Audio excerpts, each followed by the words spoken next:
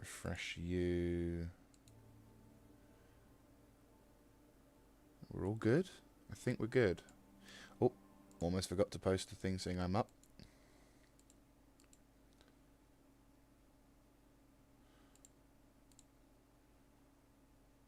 Yeah, I am streaming. It's connected to both? It's connected to both. Right. Right.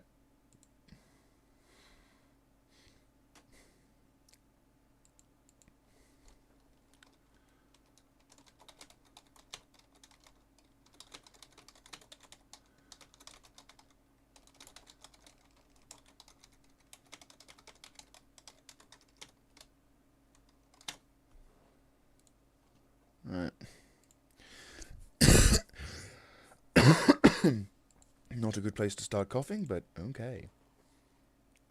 There we go. Perfect. Why is that not saying I'm up when it says I'm offline? I am not offline. I am online. Is it working? There we go. Took me like 3 times. GG. So, yes. Hello. Hello, hello. And welcome. Welcome to our Star Citizen test stream. That is right. So, in the previous test, we were testing out Factorio, a game which I found to be surprisingly addicting. I have somehow been able to not play that game since then, but it has only been 2 days, so give me credit. Potentially might be able to do something in the weekend, I'm not too sure, but I doubt it, as friends will be from work, will be home. So again, we'll have to probably see how things go, but it's possible we can only play on certain days and other stuff like that. So anyway, we are here playing the Star Citizen. Now, this is not guaranteed to be Star Citizen all stream, because last night I was attempting to join up with the guys at the BSI group, and the game basically decided to pull one of its funny fast ones. Oh, hello, it's actually working. Great. And basically, yeah, I ended up having to do a character reset to fix a problem, because basically in my... yeah, let's just have that. So I had to have a character reset because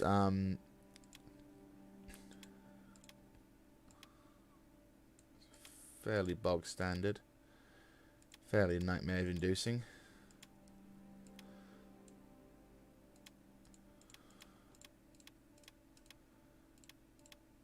There we go. And the eyes. Go with like a green. Can we get a green? That's it. That's perfect. Cool. So, minimalistic character integration. Again, bearing in mind, whenever you play this game, there is a good chance, whenever you play this game, that you will not be able to have that character forever. It is sad, but it is true. But anyway, so I ended up having to make a character reset, which sucks. Because basically what happened, just getting the last 2 cans of Fanta, was when I jumped out of the Pembroke armor and hopped into regular armor, because the only way you can get into the environmentally protected suits is to use the undersuit option in your equipment manager. I'm not entirely sure why they don't just have a separate section for it, but okay. You know, I mean, it kind of makes sense to put them on the undersuits, but regardless, we had an issue where I couldn't access my Mobi-Glass. So, having tried all the fixes, which is the change, start your launcher from scratch again, verify the integrities, delete the user folders, and all that jazz. I then did the change gender routine. I even started in as a different gender, and that didn't work. So eventually, I resolved to have to get So, you know, in the quick sense of trying to solve a problem, I then decided to just, you know, scrap the thing and just go for a character reset. Not a really good thing to have, but... Oh, yeah, and yesterday I cut my finger open slicing bread, of all things. So, dope number 1 here.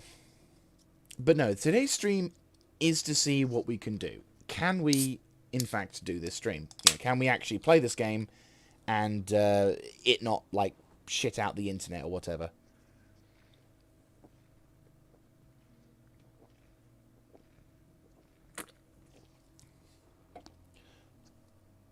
Pardon me. Alright, well the first good sign is that I'm wearing my armor. Frames may be a little choppy. I haven't customized the graphics enough yet, but I did like tone them down to the decent-ish point. We are also on Microtech, which is going to cause some level of lag, so just realized as well, the frames it's wanting me to project at is higher than what I wanted it to be. So we will see. I mean, I haven't changed too much of my settings for right, we'll pop everything down a little bit. Say about no, we don't want to be roughly the same as 10 on them, 25 on them, so that way then that works. Okay.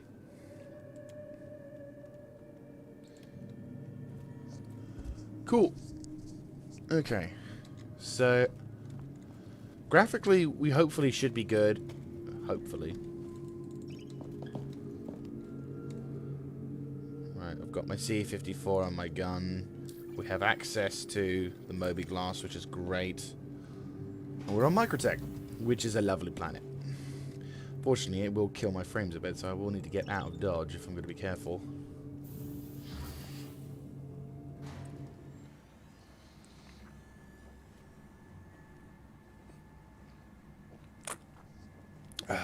Lovely drinks. Right, let's get going. Run, run, run, run, run, run, run, run, run, run, run. Apparently there must have been a major bug problem or something, but I am happy to see that the bug has been fixed. Quick timing on CIG's part there, pretty good. Oh, also, I have some news. Yo, hello Orinocoz, thank you. Welcome to the stream. Hope you have a lovely time here. Right, this is the spaceport. Yes, this is the spaceport. Damn, you're transcending laziness. It's ridiculous. Wait, hang on. Is that two people in one? No. That's a very strange place to sit down, especially since your legs are now flopping into the earth. But you know what? It's fine. Well, hey. Noko? Okay, Noko. Welcome to the stream, Noko. I am doing quite fine. I'm actually quite happy because I got my new chair early yesterday. Yeah, I bought a new desk chair because my old one, well, I couldn't take my old one with me from when I moved. And second of all, because she was fairly old, she was making loads of sort of squeaky noises. So it's an Arosa, or Rosie, gaming chair. Cost me 150 quid, but it's so nice. I can like lean back on it and sit and it's comfortable. Yeah. Orosi, yes, it's the Orosi. Well, if you want a good chair, mate, get an Orosi. It's lovely. But there's another unintended, like, unforeseen benefit that I didn't realize until, like, late last night. IKEA special. I mean, IKEA's got some good stuff. What was it? There's this one desk chair. Originally, it wasn't going to be the Orosi chair. It was actually going to be some, it was like a £65, I can't really remember how you pronounce it, or I can't even remember the spelling, to be honest with you. But there was this particular chair which was very soft and subtle, sort of leather, and I was like, oh, that's pretty nice. Whereas this one supports your back because there's it basically arches a little bit to the back of it, so it supports your lower back, which is quite nice. So that's a nice sort of feeling to have with this particular chair. But the other benefit is that I can cross my legs on it and it fits them perfectly. You know, like when you have that sort of unintended but absolutely crucial sort of bent, you know, moment of glory. Basically, that's it. So, like, I was like, oh, I love this chair. I knew this chair and I were destined to be together because it is just that comfortable.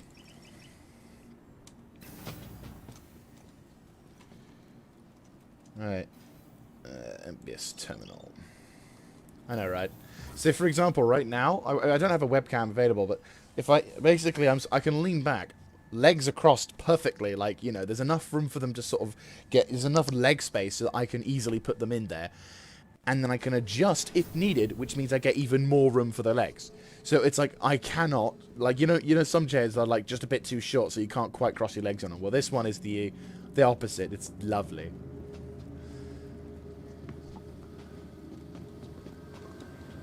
I'll let Mr. Crazy.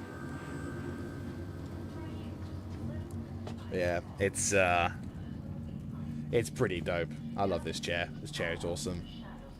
I also got a new desk inbound, but that's not coming till next month. That is from IKEA, actually. Yeah, like...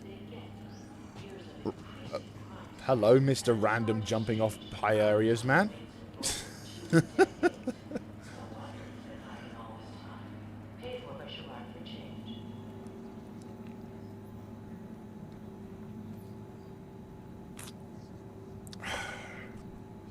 But yeah, the ooh, that's a point. I'm gonna need to grab some of these food. Not actually, to be honest with you, the last time I did this. Oop, yep, hang on. There's a sort of a ritual. My computer has to sort of stop freeze frame for a few seconds and then it comes back.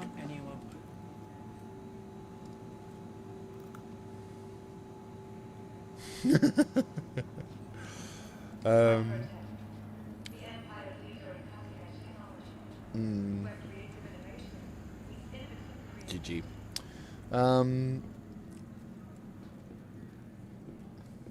Right, where am I going? Retrieval. Yeah, we can do some mining. Actually, probably we can do... Actually, let's have a look at the mission. Ooh. That is... Ooh, that sounds cool. I'm not gonna lie.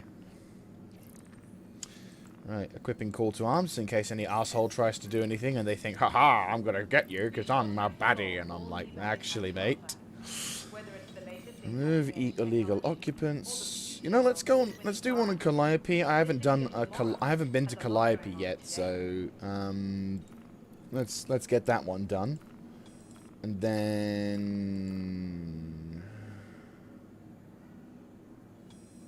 From all of us at Microtech, welcome to the new Babbage Interstellar Spaceport.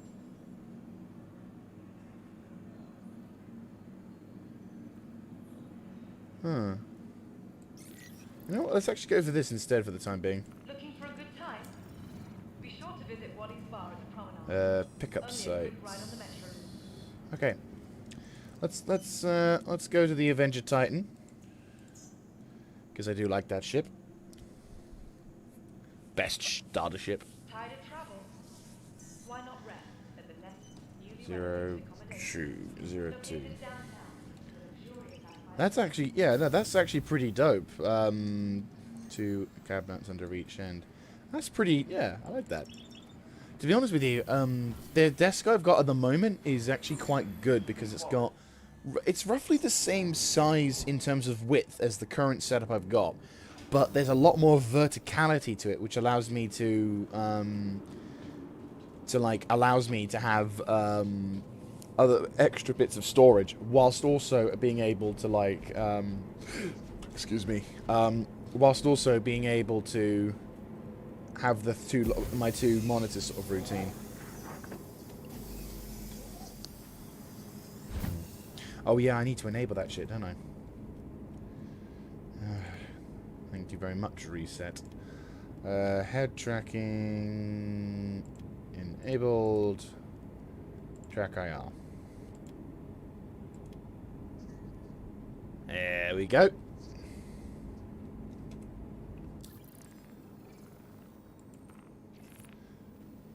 Okay, this is going to be a cool thing.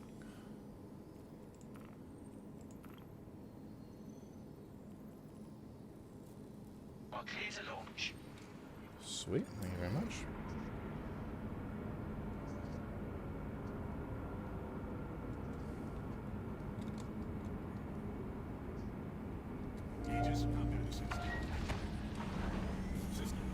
Another good thing is that once I get my new desk, I will be able to...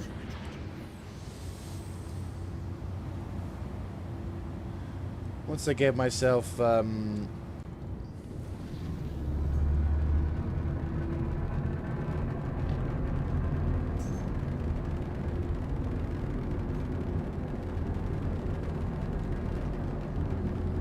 Once I get my new desk set up, I'll also be able to utilize a new HOTAS system, and I'll actually get my first ever HOTAS. So I'm very keen to try that, to be honest with you.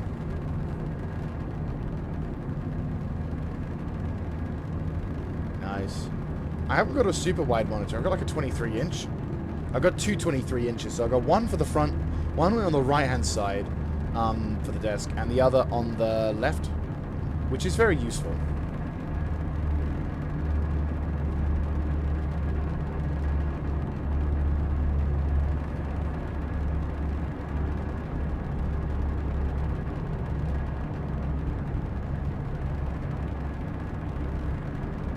Hopefully I'm not going to bump into that guy.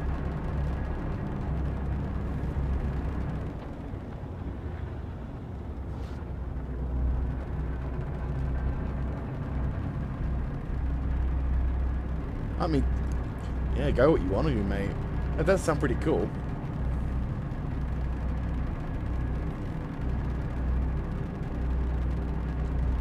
What is that?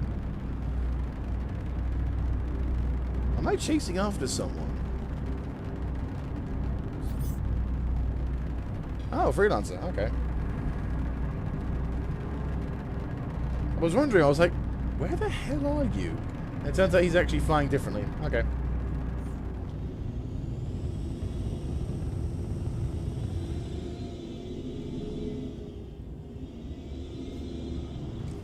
Alright, where is this famous pickup site then? Well, that's cool. I've not done this with the Track IR before, but that was pretty cool. So the pickup site is on...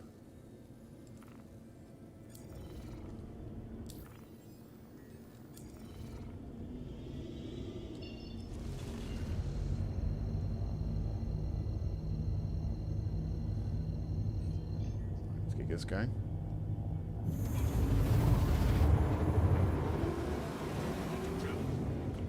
Still getting used to this, to be honest with you. Once I get the new desk, I'll be transferring my controls from mouse and keyboard over to joystick and throttle, which is going to be very interesting, considering I'm fairly inexperienced with both with this game.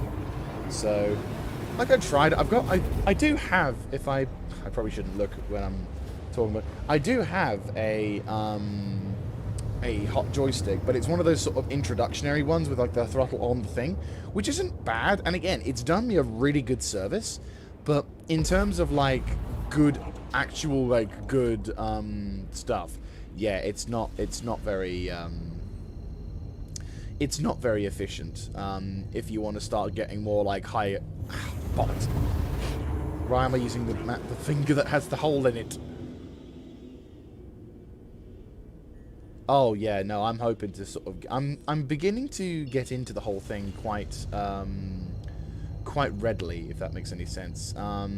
Like, I've got... I play DCS... well, I used to play a lot of DCS World before I moved, but because of the current setup I've got, I can't really use a joystick on it, so I'm forced to utilize other stuff. But once I've got my new desk, I'm hoping to someday pick up the new HOTAS Warthog system, or just the HOTAS maybe with the F18 sort of joystick to it, whatever, but sort of like do a combo. But the HOTAS Warthog system seems to be the cheapest for the package deal, because if you get like the throttle master, like the throttle and the a separate joystick, both seem to be more expensive separately, which is a bit of a shame. And not even somewhat expensively, it's like quite a bit, so I'm like, well, shit. Right. Sadly, we're going to have to go back to Microtech, but...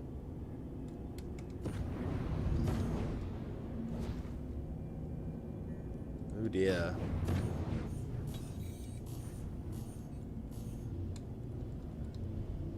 What we got? Freelancer? Freelancer.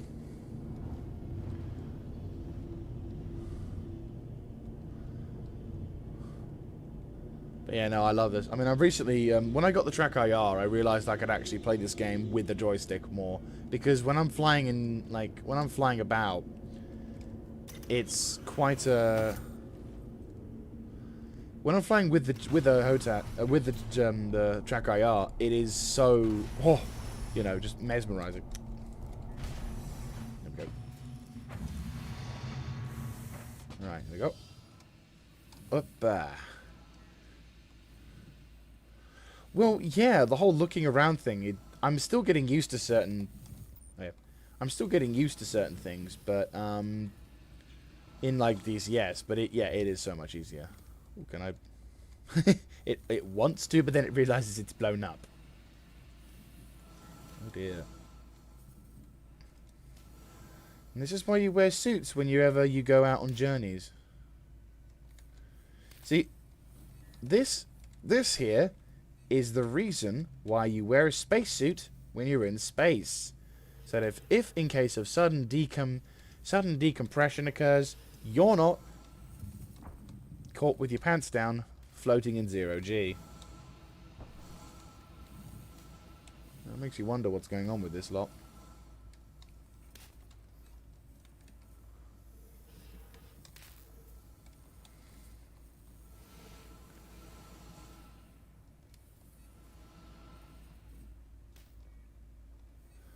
Yeah, it is. It's one of those. It's one of those things that.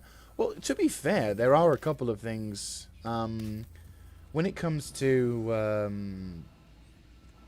certain upgrades, you hear about it, but because you've spent all of your life. In my case, I'd spent all of my life without Track IR or anything of the like.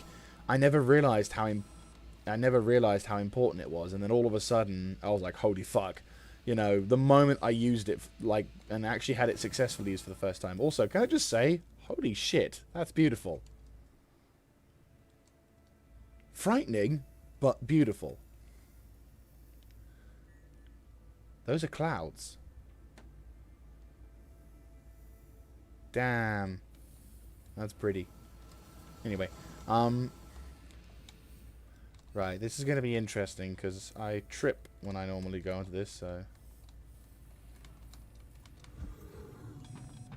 Hey!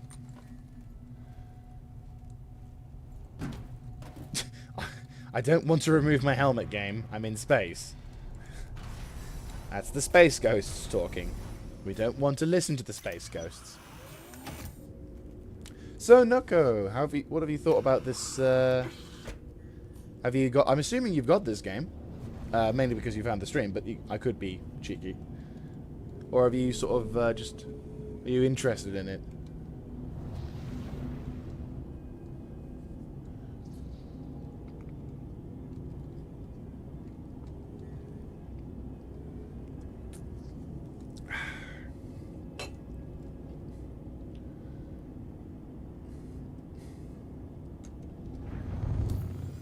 Oh, fair enough. Well, thank you very much for your loyalty. I appreciate there was a period of time where I didn't do too much, but I'm hoping to sort of make more of this thing now. At the current moment, due to my living situation, I can't... I don't think I'll be able to do it as regularly as I used to, but I'm hoping to do something for that. But thank you very much for doing so. I can tell you now, this game, if you're into your Sims and stuff, you'll like this game. Like, yes, it's set in space, but it does, there we go. But what it does is it has a HOTAS system, like you can utilize HOTAS with this particular flying method. The gravity on certain planets, you know, is realistically done now. They introduced it in the not too recent past. Like, I think maybe a patch or two ago. But yeah, no, this is a... But no, the it's a nice blend between sort of gameplay for fun's sake, but also realistic in other factors. And the depth in this game is so ridiculous. Right, we all good? Out of range. What's my fuel level? Methinks you have a slight glitch system.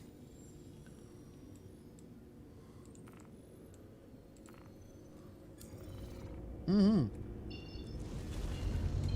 I think I know what's going on. Right, me see. If I set it to Port Tressler.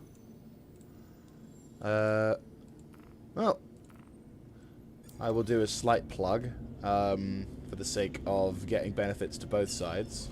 I really should probably put that in my channel description, but there's a referral code you can use, which if you use it if you do decide to sign up for the game. Right, now will you work now? I hope you will. But basically, if you do use it, just noogie your Moby Glass. Noogie, noogie, noogie, noogie, noogie. If you do use it, you'll get a few extra 1,000 credits, Alpha UEC, which is the in-game currency for this particular thing. But not like microtransactions, like, you know, things you buy food, ammo, and other ships with. Which is nice. It means we get more money. More money means we get to do more shit. All of which is lovely. But now, my main favourite thing about this game has to be this kind of... This is my favourite aspect of Star Citizen. Right here. We're in the middle of space. You know, we're minding our own business. And then... we go from space... through Atmo...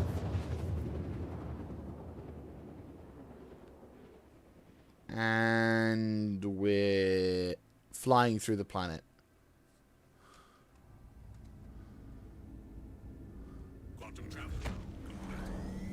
For real.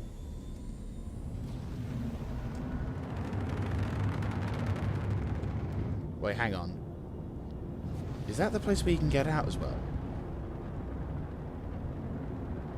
Because I don't want to have to land at,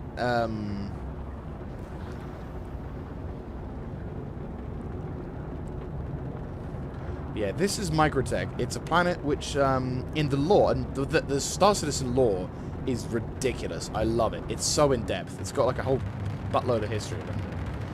But the Star Citizen lore basically is, for this particular planet, is that a terraforming accident resulted in the planet becoming a much, much cooler, pretty much turning this sort of steppe slash, you could argue like more foresty wasteland, foresty territory into a frozen tundra. But the good thing is that the planet owners, Microtech, were actually quite okay with this because, well, you know, they're running lots of scientific experiments, utilizing large amounts of computers, so they were naturally going to be wearing up, you know, having a high temperature. So the fact that naturally the planet is like Hoth means that, you know, it's fairly convenient for, what the... I am a little confused.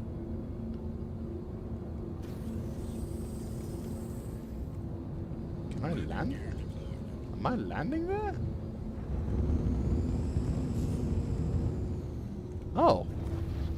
Makes it easier. Can you crash? Oh, yeah. God, yeah. You can explode. You can lose your... like, you can lose your wing. You can probably damage whatever.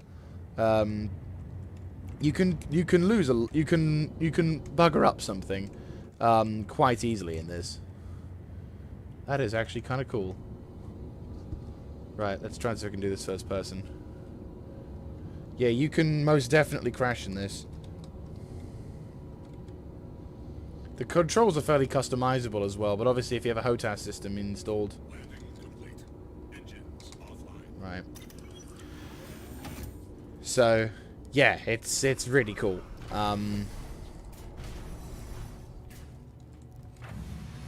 You can... so pretty much in this game, the main selling point of this game is that whatever you think you can do, like whatever you want to do, you can do. You can be a pirate, you can be a bounty hunter, a trader, a explorer, a miner, all sorts of things. It's ridiculous. Nice. I was fully expecting, and in this case, I'm a poster boy. Poster boy? I'm an Amazon dropper. My character was cold. Hey, Helgast, how you doing? We'll put the place thing. God damn it. Alright, Noko, have a good one. And I'll catch you another time. Right, drop off. Character wants to be a little silly.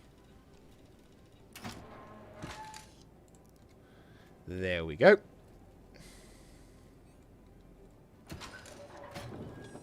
And that should mean that is done. Huzzay!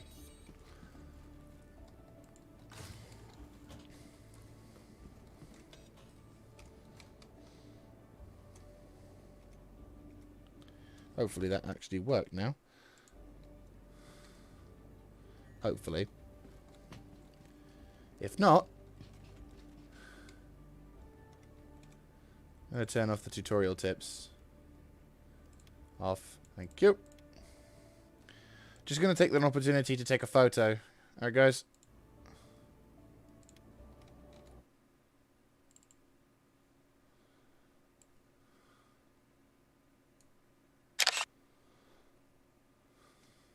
There we go.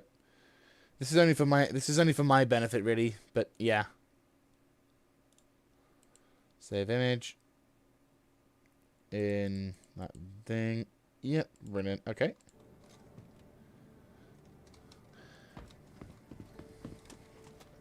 Ooh, minus 57. Bit chilly. Right, let's go kill some bad guys then.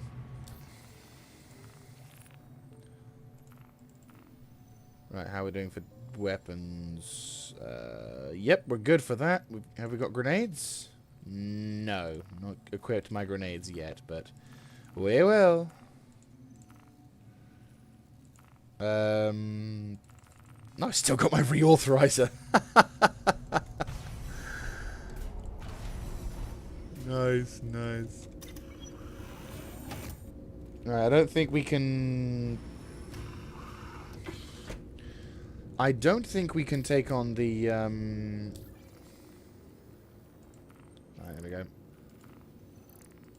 I don't think we can take on the guns on Calliope, but I think we can dodge them and hopefully avoid the worst of it.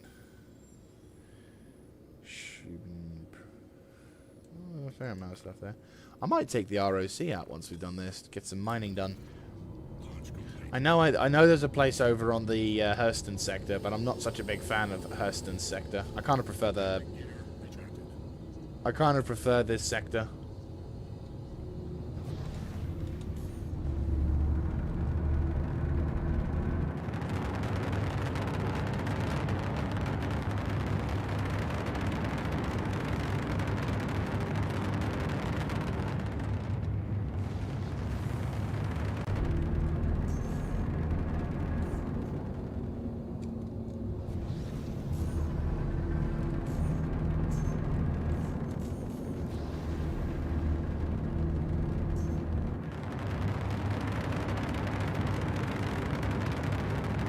That's pretty.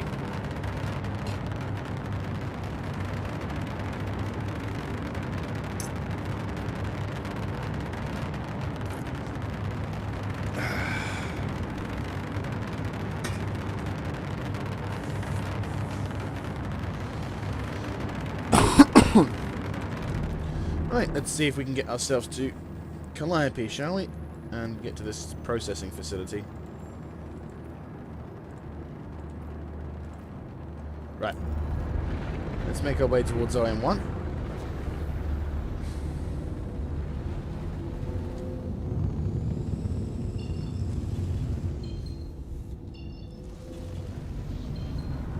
How high are we? Oh, we're only 5,000. We need to be like 10,000 at least.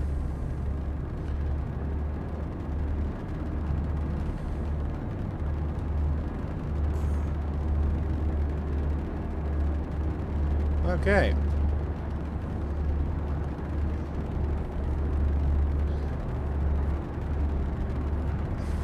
Yeah, it reminds me, I probably need to, like, have a look, see what we can do.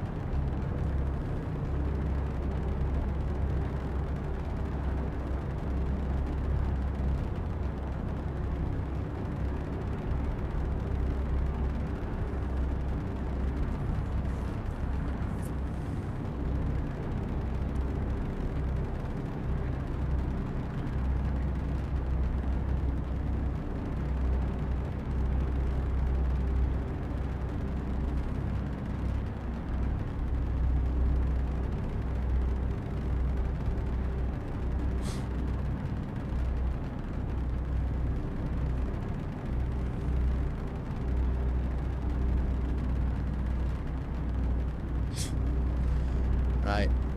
We should hopefully be high enough now. Slowing it down, turning the thing.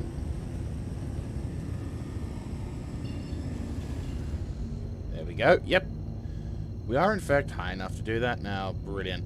So what we're going to do is we're going to do a bit of a run on this, and then we'll hop over to. We'll try and see if there's any mineable abilities here. But I'd like to get an ROC out and go mine for a bit. At least in some regards.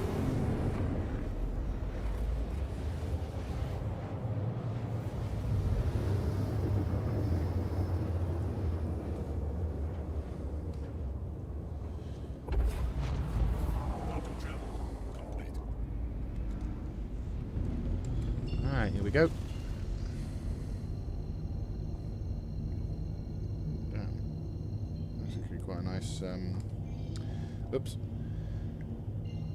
Someone just made a post on Reddit about a more complete map of the Stanton system in 3.11, and I'm like, ooh, I may need that.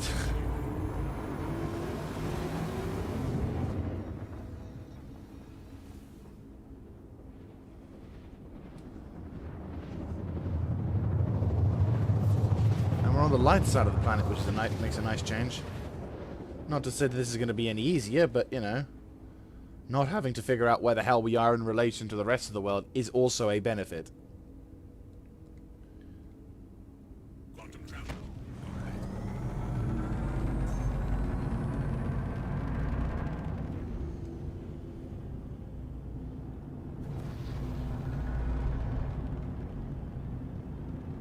Alright.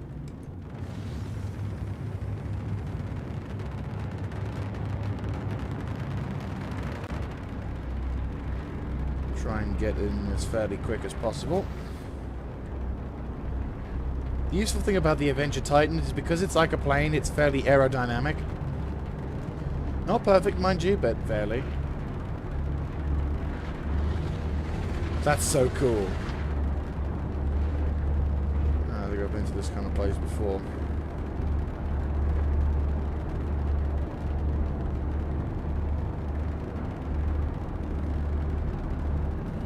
Careful how I do this.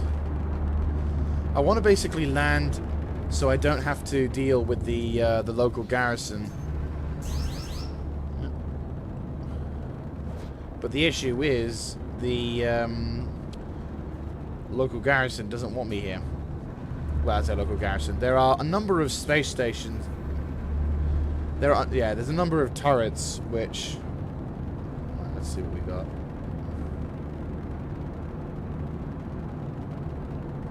Four turrets.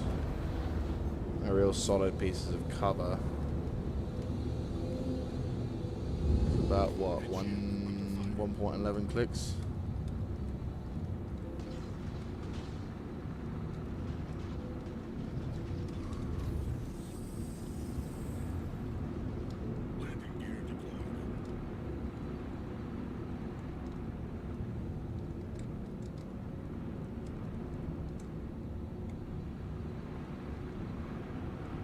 We'll settle down in that ridgeline to the right, away from cover, away in cover. There we go. There we go. See.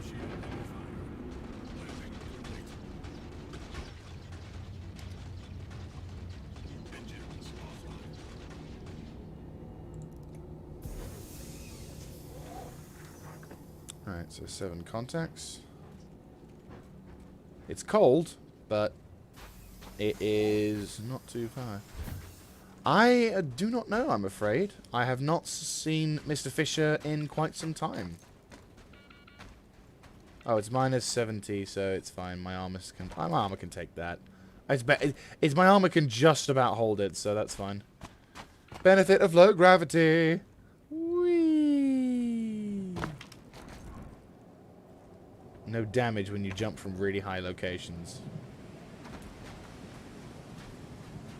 But no, Mr. Fisher I have not seen in quite some time.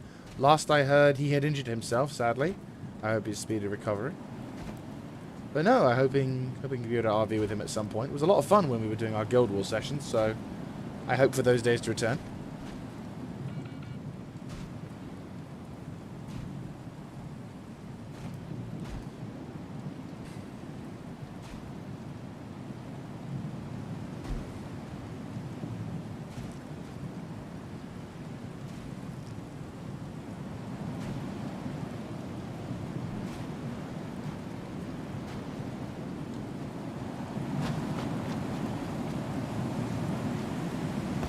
Lovely environment this is.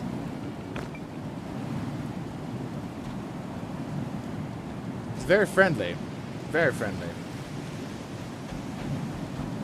I could have actually taken cover in a little... I could have actually landed a bit closer, to be honest with you, but it's not too bad. It's not like a frozen tundra. It's just quite cold. It's not like, for example, Ariel or Cele. Actually, no, honestly, Cele isn't too bad. Yeah, this is fairly cold, but it's not cold. And it's the day cycle, so you know it's better. You can see the temperature is fluctuating, and the weather when it stops snowing, it's actually rather pleasant.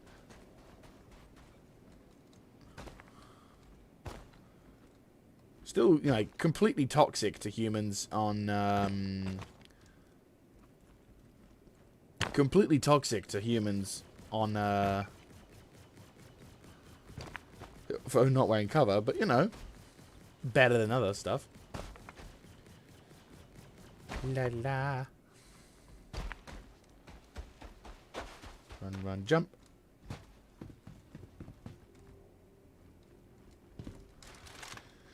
Right.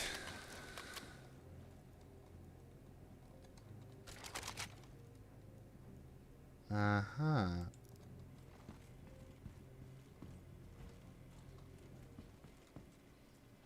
Well, when the weather... I mean, to be honest with you, many planets where the weather isn't shit, it's good.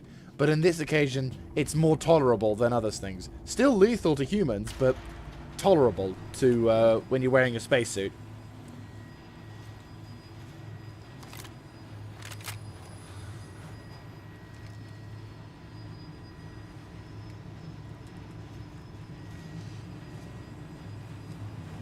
Alright, into the breach we go. One thing I love about these bunker missions is that your frame rate goes stupidly up. Hello! Shit. And also because the suppressor helps. Reloading. Yeah, you're dead too.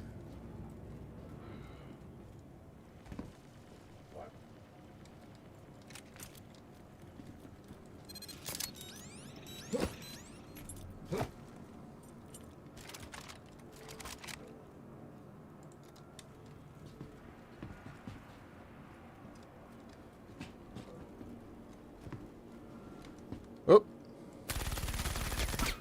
Wouldn't recommend doing that.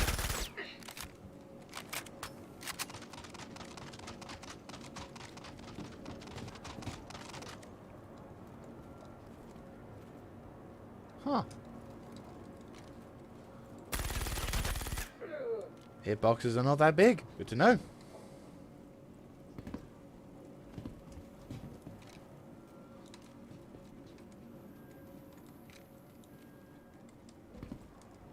Right.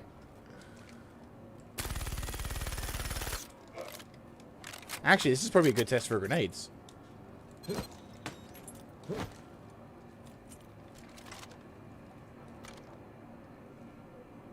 Nothing. Okay. Shotgun. You alive? Right, where's the last dude?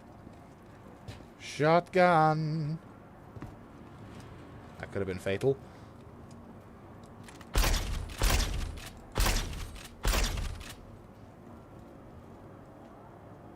Yep. You just chill there. Let's have a look, see what you got. Oh, it's fine. I don't need them. I would normally have gone round to loot all the weapons, but because there's no weapon marketplace at the moment, there's no point. It's a shame, though. I would love it to be, would love to have a weapons marketplace. That would be dope. Oh, I can just imagine it now. Well, like, you know how, like, in Escape... Like, this is the one thing about Escape from Tarkov I kind of like, is...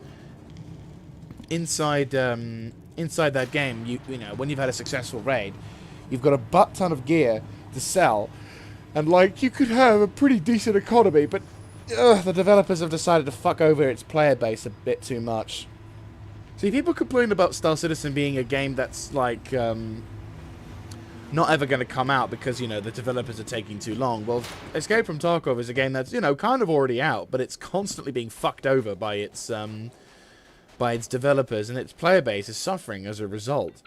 I mean, the game claims to be about being hardcore, and like, oh, it's not meant to be a fun game, it's meant to be, you know, a hardcore. And I'm like, I respect the desire for a hardcore game, and I like the concept of it, but there comes a point where it's like, no, you're not really being hardcore for the sake, you know, for logistical reasons, like, oh, your gear, you know, you've taken a wound or whatever. It's more like you're being hardcore for the sake of being hardcore, you know?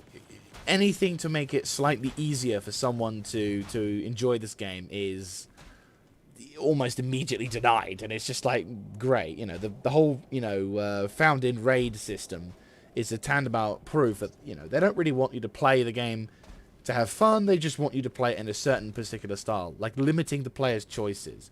And for me, that kind of was, you know, the straw that broke the camel's back, because I was like, really? You just don't want people to have fun in their own way with this game. So, yeah, nah. On the other hand, this game is, this game to a degree has its failings, because it's fairly, you know, has moments where the patches are absolutely terrible. But 3.11 has been pretty good. It's been pretty good. I hope 3.12 is just as good in terms of stability. I don't mind about, you know, stuff, but hey, stuff and stability is the two S's, which is lovely.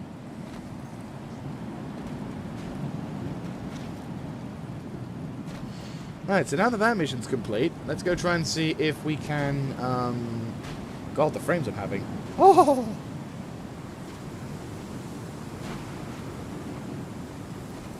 But no, like, if we can, find a planet I can mine on, that'd be brilliant. I was wondering whether it would be worth trying to have, like, whether it was worth purchasing a prospector, but I kind of like having the ROC. It's kind of a nice little go-between. And it's relatively inexpensive, which is another benefit. You can't find Star Citizen anywhere. Like, it's not a... When you say that, like, do you mean you can't find it in stores? Because it's not in stores. It's a download-only game. No branding will do it. You'll have to go onto Robert Star Industries to download Star Citizen. Ooh, hello. Oh, the wind's pushing my ship. Fuck. Oh, what am I doing? Let's go this way. It's pushing it right into the line of sight of the ship. Climb into the ship. Yeah, like you have to, it's like a, you go to download the client from the thing. Ah! No, shit. You can't find it to download it. Okay, well hang on, let me just get the link set up. And also, let me get the fuck out of Dodge.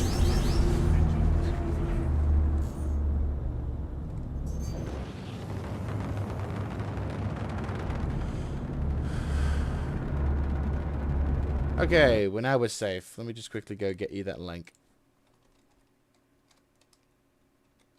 It is a very demanding game, though. Like, you need SSDs to be able to run it without suffering from bad frames. Oh, and that's the one time my fucking Spectrum decides to work. But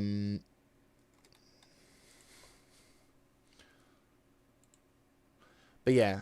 Hang on, let me send you the link to the website. Okay.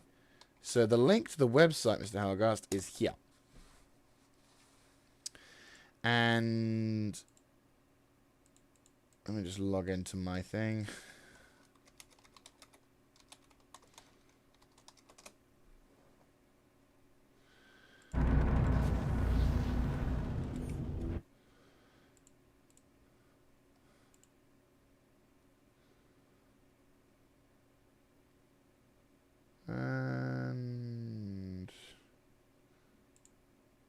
Cargo settings, if I'm not mistaken. It's like under referrals. Yep, there we go. So, if you do decide to make an account, I probably should put this in my description, but there you go. So type this code in when you make an account, and you'll be able to get some extra Alpha UEC towards various things, which is kind of nice. Shubin Processing Facility. I've just left that. Research Outpost. Shubin Mining Facility. Well, let's go get the Cutlass Black.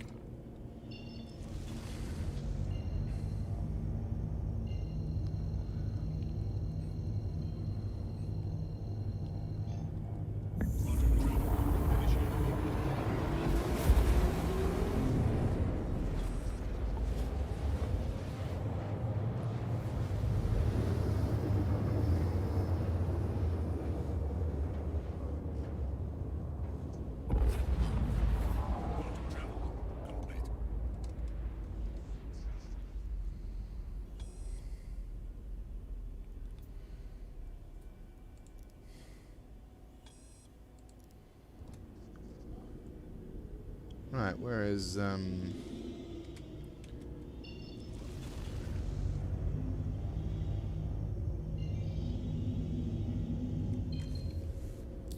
where is Port Tressler?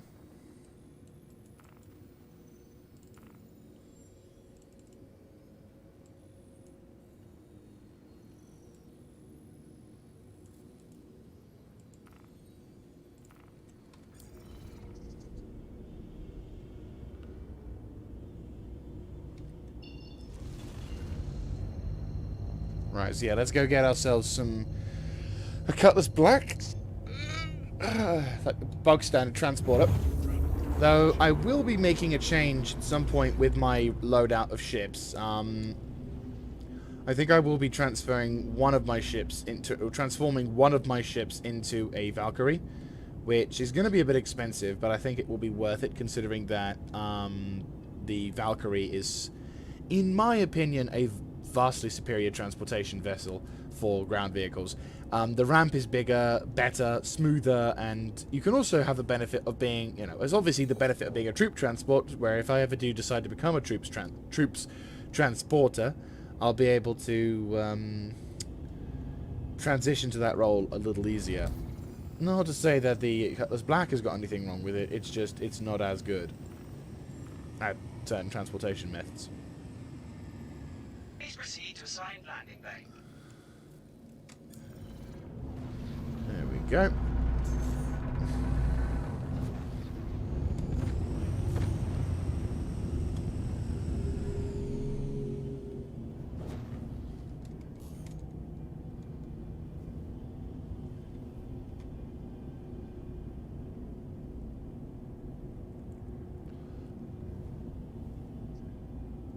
Alrighty then. Let's make our way for a nice lateral landing course. Landing gear deployed.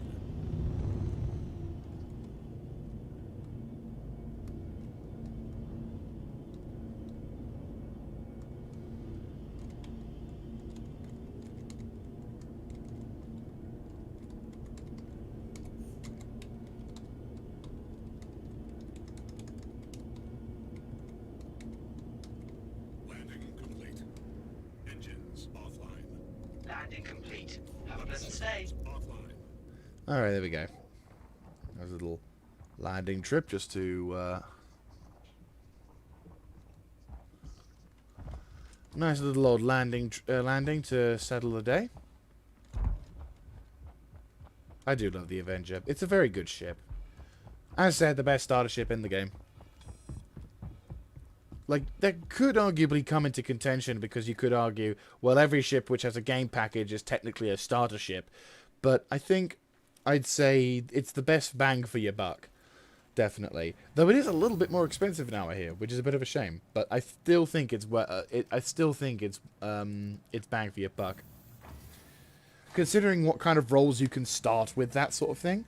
Whereas with many of the other ships, it's kind of like you can only do so much before, the limitations of the ship begin to make themselves a little bit more apparent.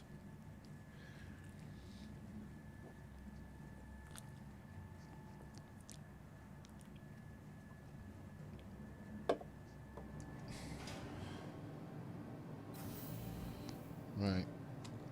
Let's go sort this lovely little vessel in. Waiting for it to load, waiting for everything to load. Hurry the fuck up. There we go. Right. Cut this black. There we go. To be honest with you, the question would then be, what is the next natural choice for a up-and-coming Star Citizen player? Like, what would be the next best starter ship, if you will? Say, for example, I mean, to be honest with you, it's kind of difficult to say because obviously, if you've got the Avenger Titan, there isn't going to be a second ship you're going to naturally progress up to. No one ship that you'll be progressing up to, because technically speaking, at that point, you'll have made the decision to go with a different kind of ship, either a combat focus, a trading focus, or a mining focus, or salvaging focus if you once they become more tangible in the game. So, yeah, it'd be interesting to sort of hear, like, it'd be interesting to sort of think, in terms of who would have what. Yeah, we're going to do a bit of experimentation today. I'm going to try and see if I can do some ground mining with the, honestly, this server seems a little bit stable, so I might just go to Hurston, just because I know it's a guaranteed.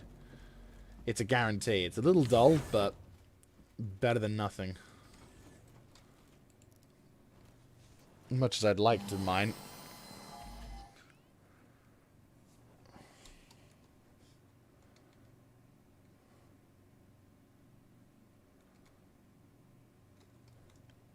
Drake Interplanetary takes a while to start up. Hello and welcome aboard your Drake Interplanetary craft. Your systems are online. Engines offline. Engines online. Roger, Dodger. Launch complete. Landing gear up. Cutlass Black, one of the classical early transporter ships. A very decent looking ship, but I have to admit, I remember when I first started getting into Star Citizen majorly, once I'd, been able to get the game to be actually playable, I was sort of,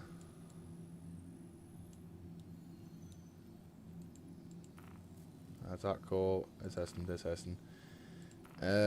Aerial.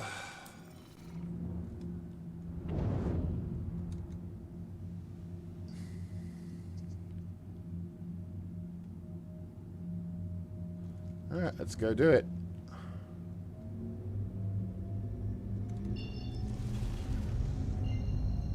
But yeah, like, I have to admit, I do like the utilitarian design mechanics of Drake Interplanetary, but the more and more I hear about the Mercury Star Runner and Crusader Industries, the more I'm curious about them. To the point where I'm honestly wondering if, when it comes to Star Citizen's... Hang on. There we go. So yeah, like when eventually we start getting, hang on, let me just get out of this so we can have a nice little cinematic. There we go. So like, when it comes to doing things like in Star Citizen where we've got,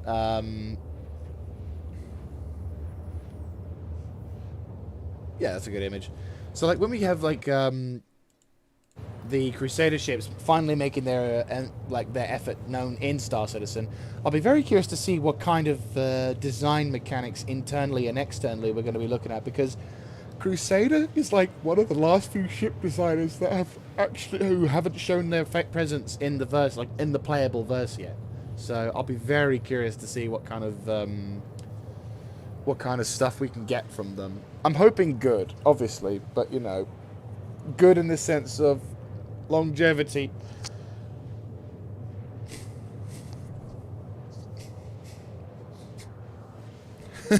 Looking around.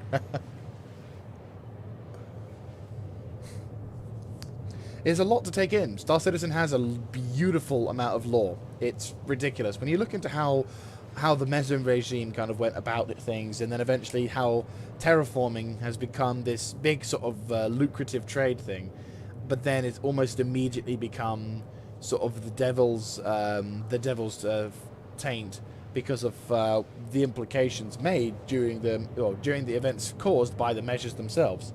So that's actually going to be handy when it comes to landing, I won't lie.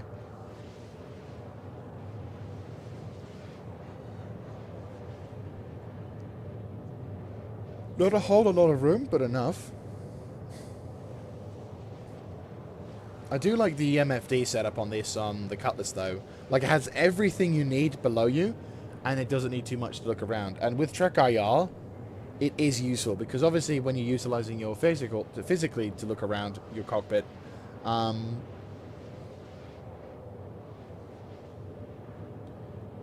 sort of, yeah, it looks pretty cool.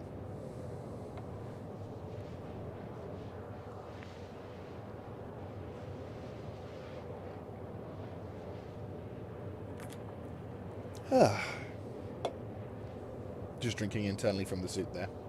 It's like a little straw thing.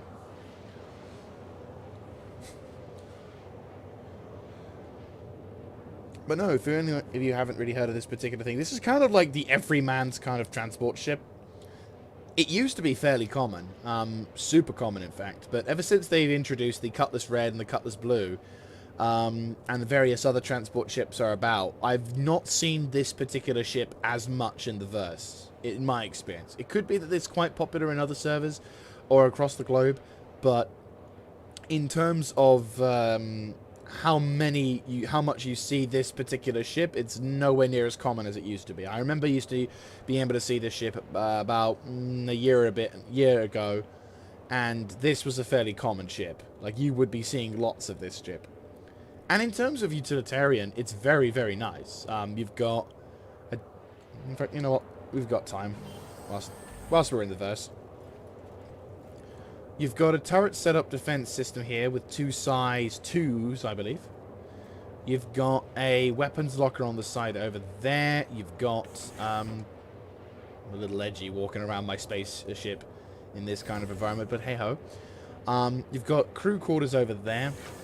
Obviously, the biggest sort of selling point of the Cutlass Black is its giant cargo bay. The design mechanics around this are fairly decent. You've got some seats here, located here, which are actually retractable. You can actually sit down, and they're not too bad. Utilitarian, to say the least, but yeah. No.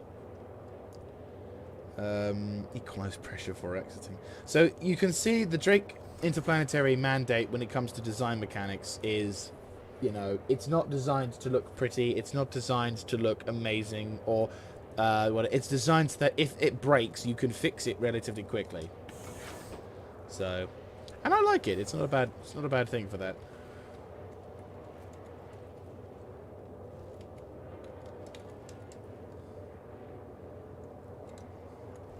Anyhow, so yeah, it's a pretty good.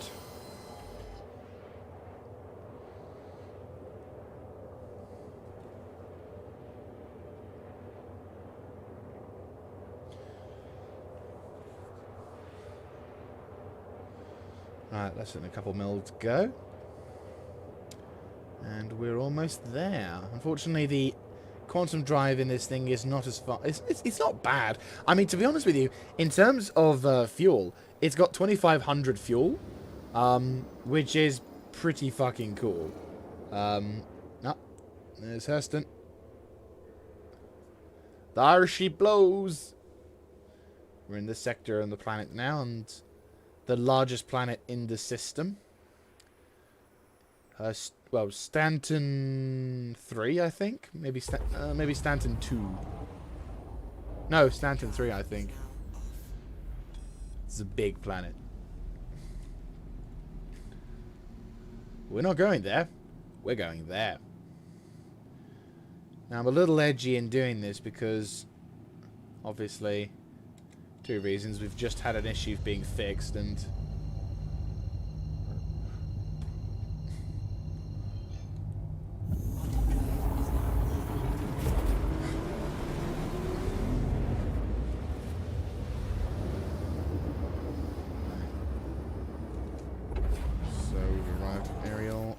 is the Bezdok location? HDMS Bezdok, yep. Oh, we're on Night Cycle.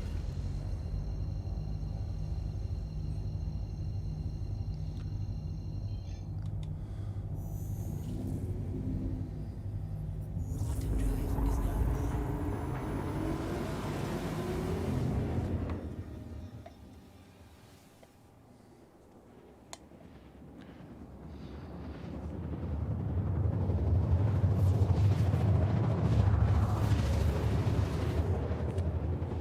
Apologies for that. I really shouldn't. I probably shouldn't have my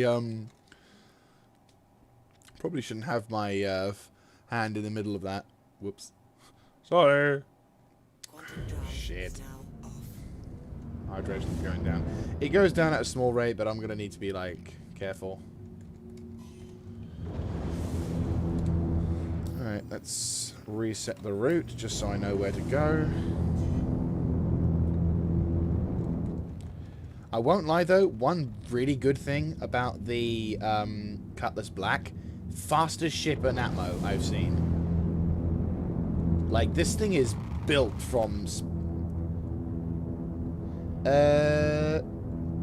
it's about a 40 gig download. You're looking at about a 40 gig download, to say the least. Though, when it comes to system requirements, it's fairly demanding. It very much recommends you have an SSD. Like, if you don't have an SSD, you will be having trouble with loading times and downloads and frame rates when you arrive on planet. Maybe prematurely activated my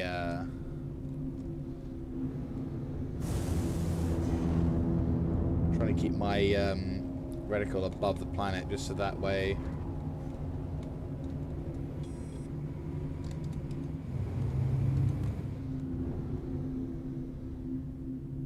It's not a huge download. It's not like a, it's not like 70 gigs or whatever, but it is demanding. It is a game that is demanding. The reason why I've got such good frames is because I've got I have two 2 terabyte SSDs with a Radeon with an RTX 2070 and 16 gig of RAM, which I need 32 to be honest with you, because that would give me even smoother frames.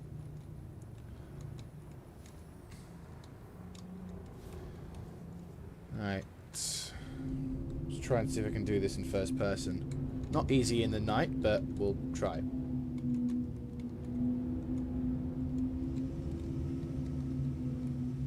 Weather isn't... Luckily, the weather's fairly calm tonight.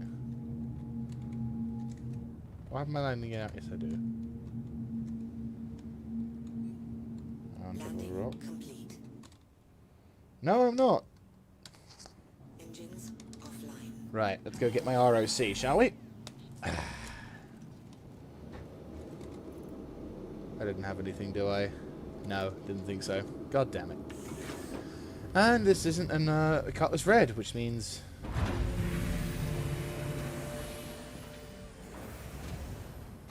Yeah. This planet is fairly warm. Even at night. Which I would kind of wish it wasn't so. Like, I kind of wish, the code was my referral code. So basically the referral code means that if you sign up with an account, and then proceed to purchase a particular thing for the game, you will get a bonus amount of Alpha UEC, which I said earlier as well. Like, if you put the code in when you're making your account, the game will say, "Oh, did you get referred to this game by such and such?" Then then you'll get a benefits of extra cash as well. I'll also get some extra money as well, which is nice. So in a sense, it's a little nice sort of triple benefit system for that. But hey ho. PBO1. Okay. Oh yeah, I probably should check. You know what? We're going to experiment. I'm gonna change into that armor in case if I don't have it, then no. There we go. Pembroke. Don't have the helmet though, do I? No, I do. I do in fact have the Pembroke. I have everything I need, as they. Which means now I got absolute bugger all when it comes to defensibility, but you know what? It's fine.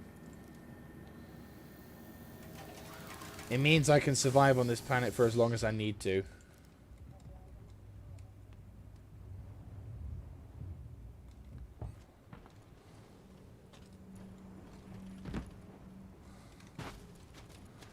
So this little beauty is my Grey Cat ROC. It is a... Oh.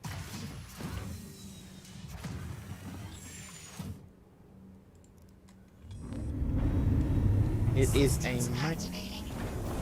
Systems on. It is a mining vehicle with a size 1 mining laser. And this is going to be the awkward bit.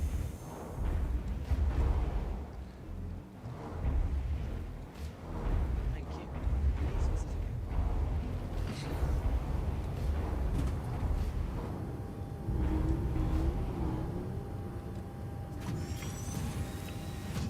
More or less, yeah, it's a win-win for all sides. It's a good, to be honest with you, it's a nice incentive to for Star Citizen, for Cloud Imperium for their players, because then it kind of means,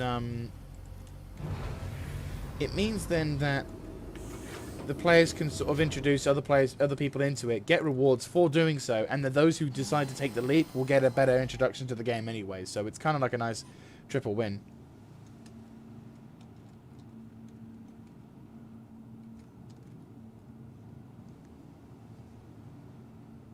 Why is it doing that? Come on. Come on. There we go. Engines online. Launch complete.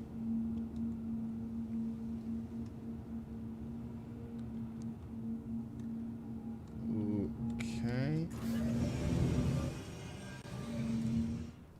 Landing gear up. Right, let's do a scan.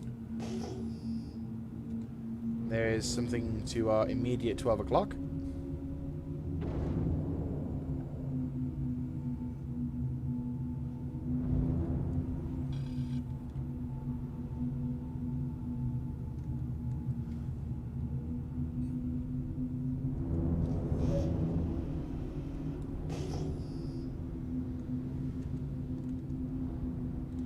That's something mineable over there. There's something mineable about here. Okay, we've got some minables. Good to see, good to see. I can't tell what they are, but they are minables. Alright, and there's 3 of them. Okay, let's go for that. Landing gear down. This is probably the career I'd be doing if I wasn't, Landing complete.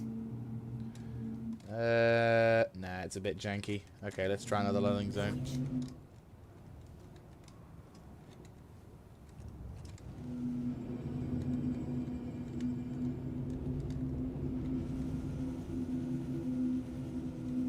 Right, where is a good place to land? A little bit to the left. Okay.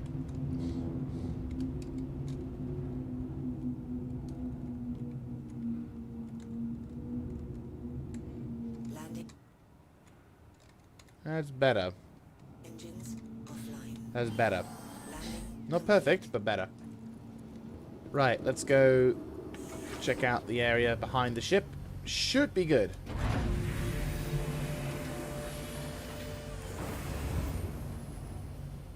Yeah, that's sort of good enough.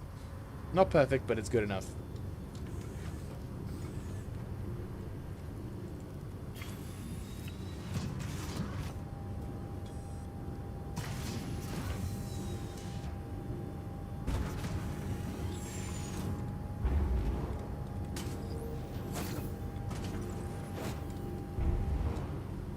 Right, here's the downside of the Grey Cat inside a Cutlass Black.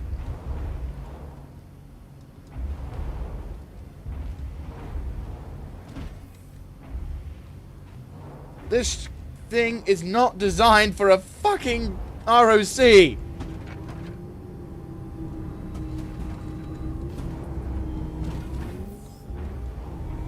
At the moment, the ROC, I don't get why. I mean, the thing is, you can actually purchase the ROC with the Cutlass Black.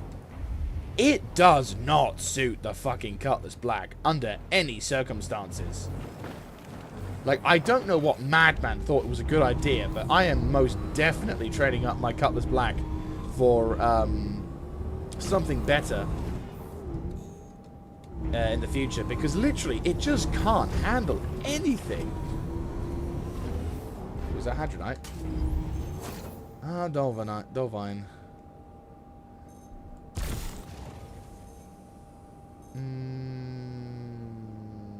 After all that energy. Well, my characters are suffering from lack of... we need something. Instability and...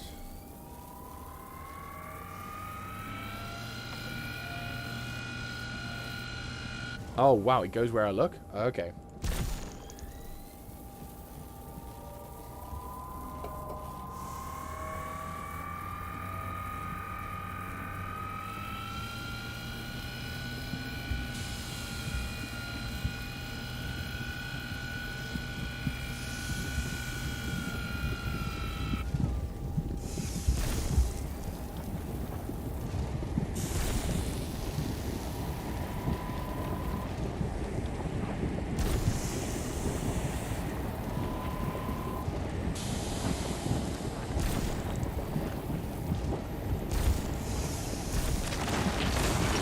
Ah!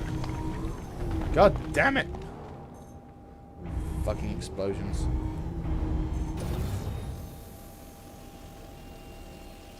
It's Dolvine, so it's not as profitable. Yeah, we're gonna have to turn the head tracking off whilst I'm mining. That's a little annoying that it... There, that's much better.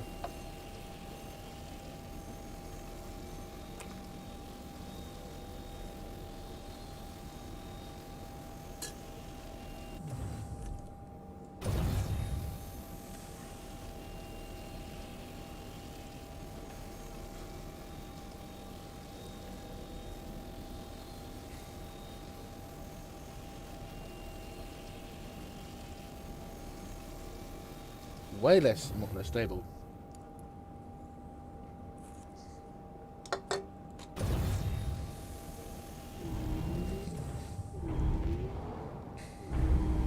Let's see what this is.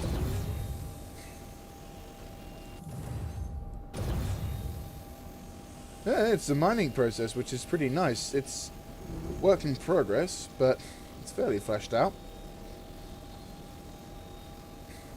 Just need to get the damn collection thing to work. There we go. Takes a bit of a... Sometimes it takes a while because server desync, but you will get yourself some stuff inbound. Unfortunately, because when I triggered when the rock fractured, it also half exploded, which meant that the rocks that were the important gems that were next to it were scattered all over the place, because fuck my life. Pardon me. But yeah, this is the mining method on Star Citizen, which is very nice. I mean, the ROC is a pretty decent ground miner. It's got its flaws, but as a ground miner, it does a pretty good job. We just don't have the time. I'm just going to have to just crack. I'll just grab what little amounts I can from here, but my character's thirst is going to probably drain faster than I can collect everything effectively. Like, depending on how things go, you can easily spend a large chunk of time basically mining. And you can actually earn quite a lot of profit. Mining is probably one of the more fleshed out kind of mechanics in the game, because what you got to do is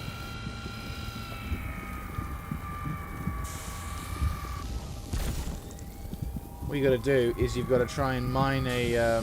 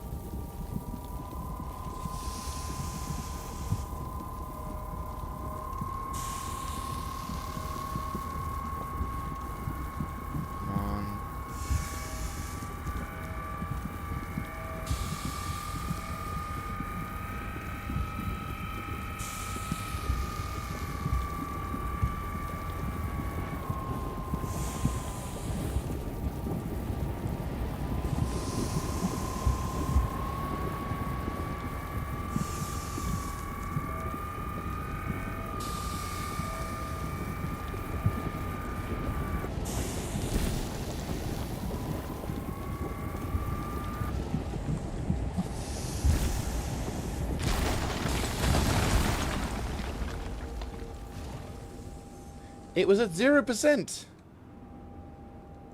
Really? It was at 0... Fuck this place. I am wasting my time here. At 0%, it still sends them flying. Fuck you. Not worth it. Dolvine is not worth it. And I've got the most irritating thing. But no, so mining, when you've not got a shitty Dolvine sack, is actually pretty cool. Right, let's go find another place whilst I have, like, hydration levels set to a decent-ish standard. Jump. Oh, come on. There we go. I could do one stack of it popping up and exploding, but the Dolvine was much more irritating for that one. Right. Let's find another place. One which has Hadronite. Hadronite is worth more anyway. I was a bit unsure as to whether I should go for it, because it's like 3 Dolvine will get you, like, will net you a small amount of profit, but in comparison to Hadronite, which is so much better. So much better. Right. Another one about 1 click away. Go with that. And pretty much everything. If you want to mine, you can mine. If you want to be a bounty hunter, you can be a bounty hunter. If you want to become a PMC, you can do anything. The point of Star Citizen is that it is a very big sandbox. Right, okay, that is much more... Right, question. What are you... And how many of there are you?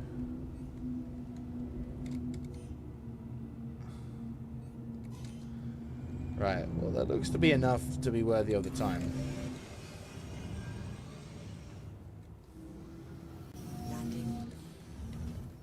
Alright.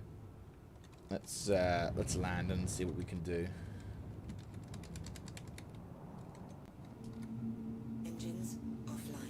But yeah, like, you can do tons of things. And you can go about sort of become a criminal and get like a crime rating system. Or you could be a law enforcement personnel. Like, you can do virtually anything. There's total freedom in that regard. There is, obviously, when it comes to...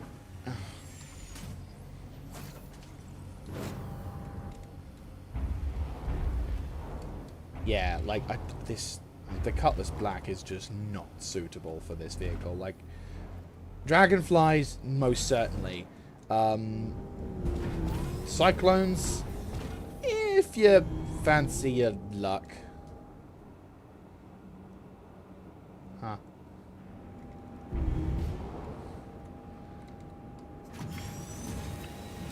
Might just try and close up the back door, just in case.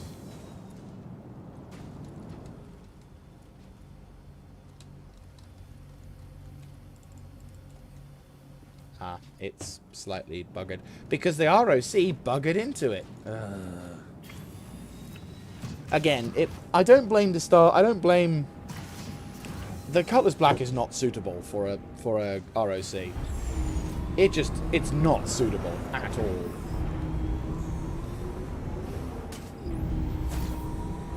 Hadronite. Please be Hadronite. Yes! This is less unstable.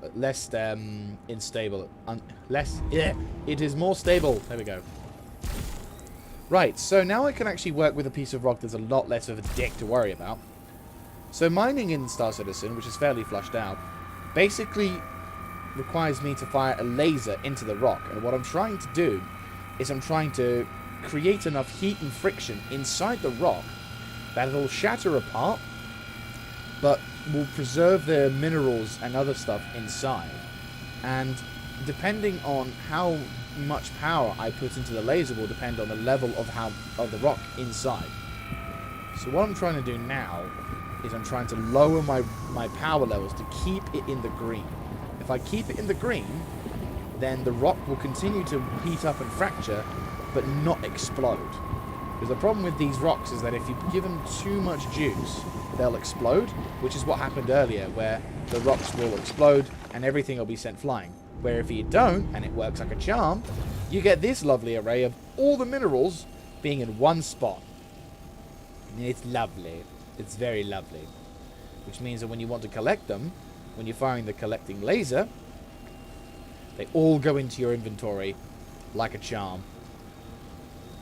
And because Hadanite is worth more on the markets at the moment, you can get quite a tidy profit for them if you mine successfully and get enough to fill up your rucksack or your system for that, which is very, very nice.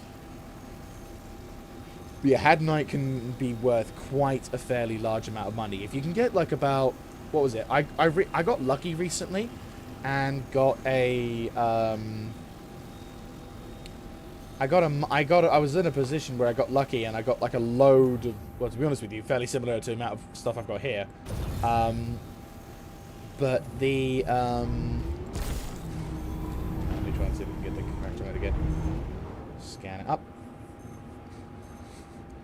It's more of an in-depth process, and this is probably my favorite form of mining I've ever seen. Like, the amount of attention to detail in this game is awesome. Love it. But, you know, it comes with its downsides. For example, even if you crack the rock, but don't cause it to explode, but you've gone over the limit, the rock, in my case, what occurred here was that the rock still had a bit of energy over, excessive energy when the rock fractured, which meant that when the rock exploded, the minerals inside the rock were basically carted out and were thrown a few distances, which was not great. And as such, there we go.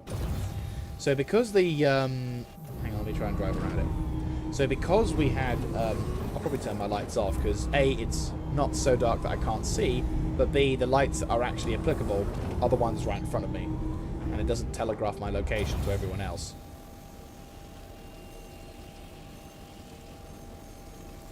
But no, when you collect a bunch of there you go.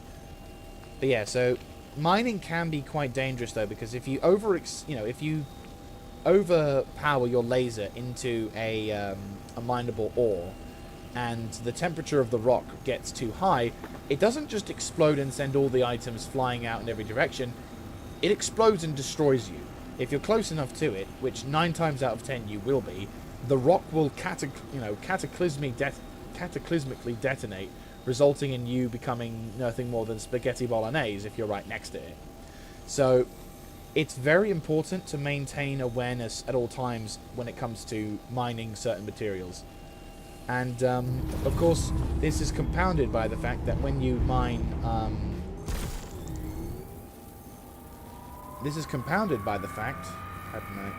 65. Yeah, that's still worth it, I'd say.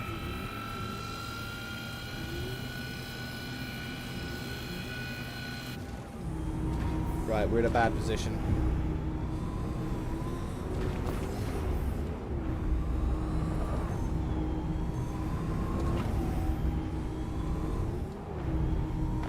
When you're mining, you gotta take every precaution.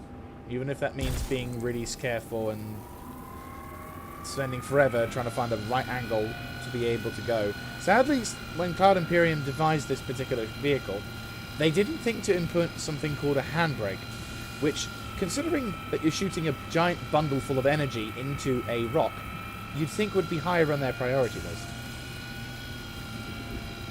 But who am I to judge? Apart from people who want to try and make a decent profit and can't because their fucking ROC keeps going off the rails.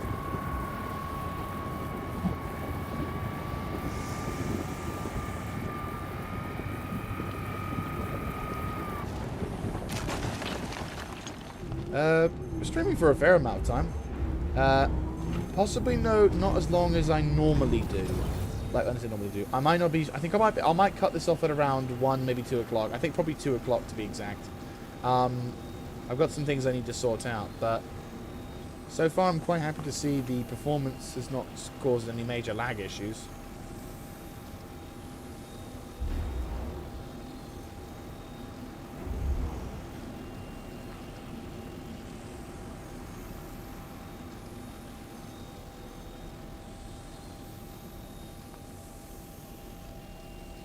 At least that's being absorbed, isn't it? Yep. There we go. Much better.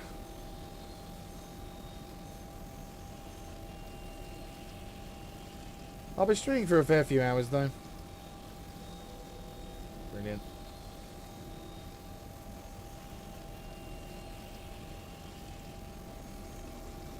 But yeah.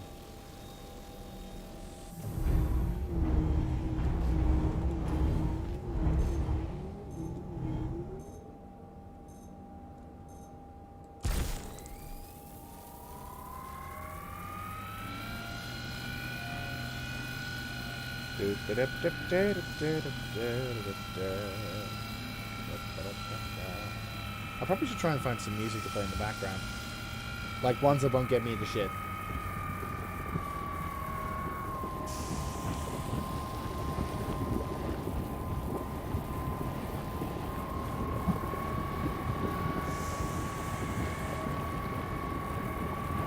Yeah, when they designed this particular ship, or this particular vehicle, the establishing a good location to like pop there you go.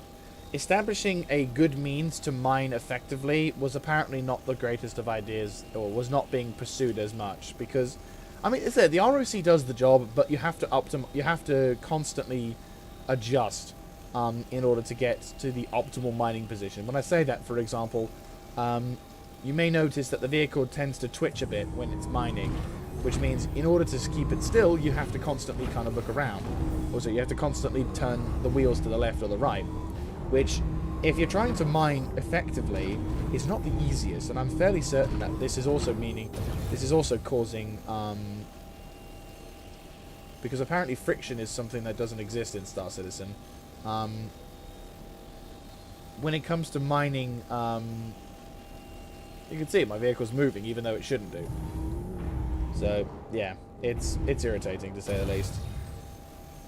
But having a stable platform is something that I kind of wish we would have in Star Citizen, just because I think, for God's sake, any bump and you're literally fucked. Okay, fuck it. Spend our time going all the way around. Have all wheels contacting on the flat ground because apparently this stupid fucking car. I like the RSC, I love what it can do, I just hate the issues that it has. But the added benefit is that whatever you pick up, you don't have to... Ooh, the worst ship in Star Citizen. Now, the cool thing about Star Citizen is that there's lots of ships that are that have personal, like, things to certain players. So, for example, certain ships aren't objectively bad. I mean, the Starfarer is not exactly well designed because of it was Cloud Imperium's first attempt at making a large ship, and it kind of failed spectacularly. But the worst ship, I don't know. I mean, I don't like the alien ships, the Kar-2-Al and all that jazz. Its design mechanics are alien. Its design seems very flimsy. I haven't flown it a lot, so I can't make 100% honest comments. But what I can say is that its design frames is very it's very different, and as such it can be not a huge fan of that particular mandate.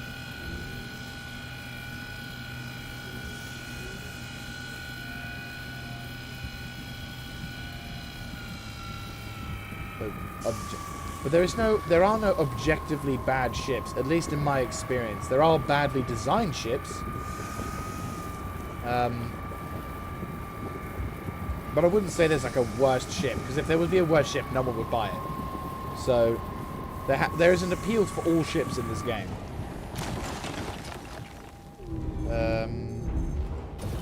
At least in my experience, there's no objectively bad ships. There are probably some objectively bad ships, but I would not know of them. But I can tell you some negative things about some of the ships that I own, which could hopefully help you when it comes to purchasing your first ship. Well, you know, if you ever do, you know, for those who wanted to buy their own ships. The Cutlass Black Series we'll start with the Cutlass Black because, you know, it's the closest thing to me right now, and I'm got a few grudges to bear.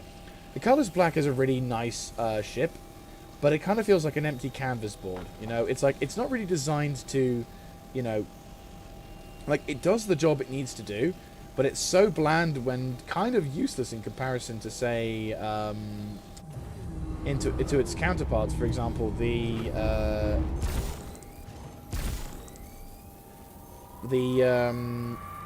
Cutlass Blue, which has the ability to interdict and use EMP, and the Cutlass Red, which is basically the most mobile spawn point in the entire verse at the moment.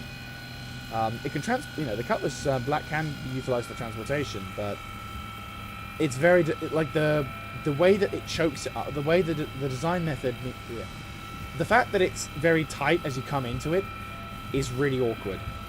Like, depending on what kind of vehicle you can transport, it's fairly awkward.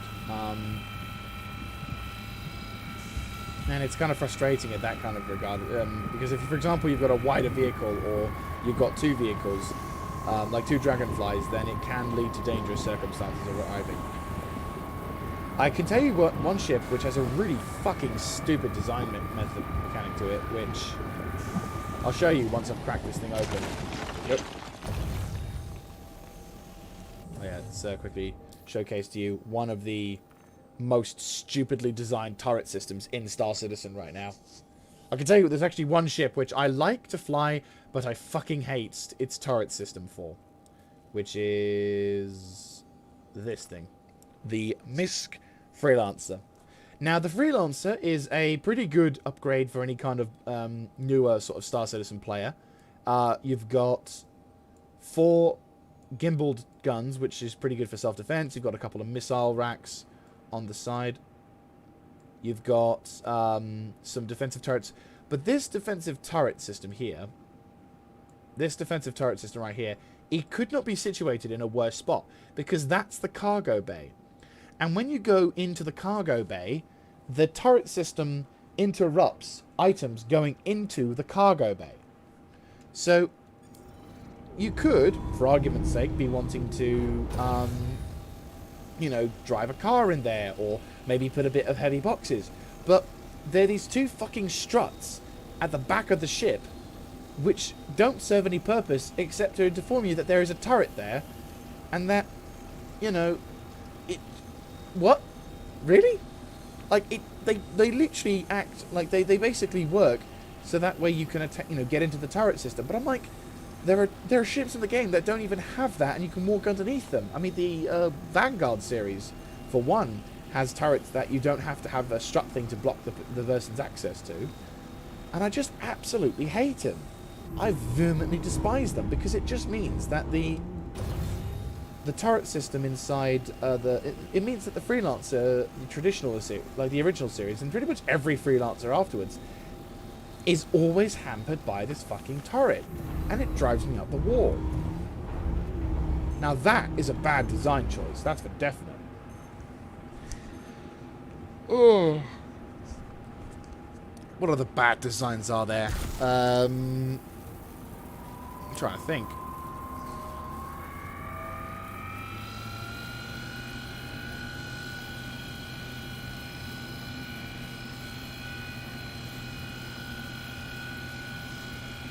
I mean, the cockpit design in the Freelancer as well is not exactly optimal, shall we say.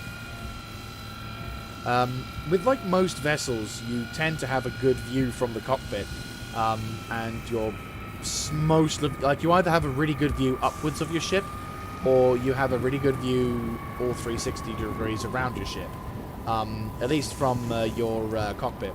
Whereas the Freelancer, it doesn't care about that. You've got a decent slit view to your 12 o'clock, and maybe slightly to your maybe slightly higher if you look up and look at the tiny viewpoint, the slit like porthole inside your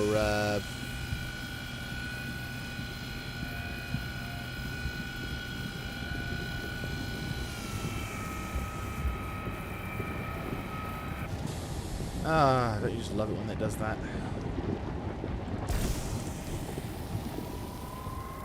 This rock's being a bit of a bitch.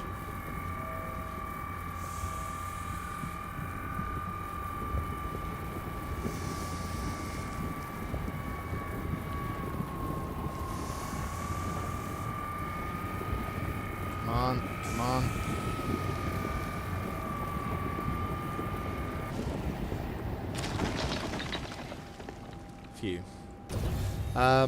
So, yeah, like, the cockpit design in the Freelancer is not what I would call optimal, to say the least. And again, it sounds like I'm shitting on the thing for no reason, but there are a number of... Like, that's the two biggest flaws I have with that particular ship.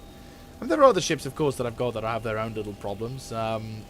The Buccaneer is pretty good, but its design mandate means that, you know, as soon as it loses shields, it's pretty much dead. But that's more of a combat decision choice making. It's not like someone actively designed something which hampers the player's ability to do something. What else? What else?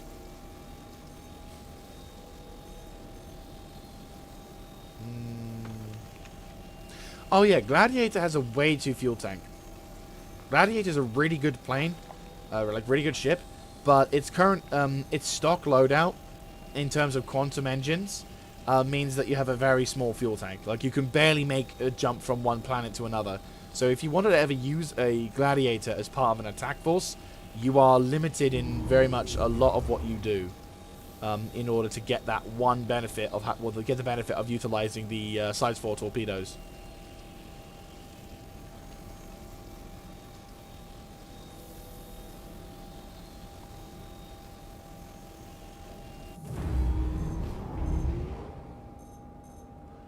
Right, let's go see what we got. Had night. It's a 58. So we've got a few inert materials, but does the trick.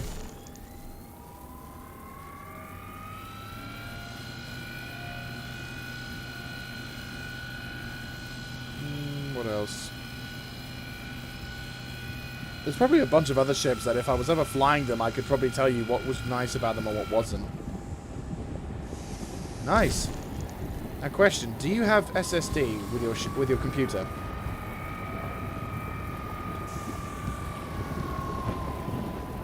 Also, do you have a game package as well? Because this game isn't free to play, unfortunately. There is an Invictus Week coming up in the latter part of November, which allows you to fly for free. But this does need you do need a game package when it comes to actually being able to play the game.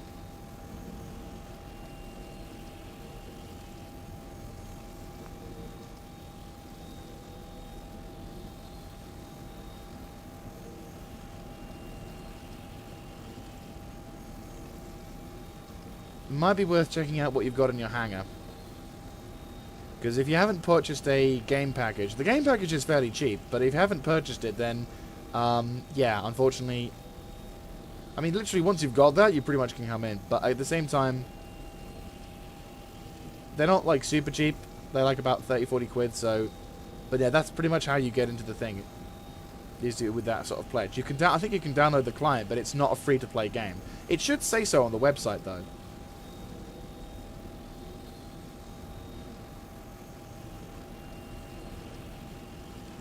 But there is a free fly event coming up, which will give you the chance to try out the game.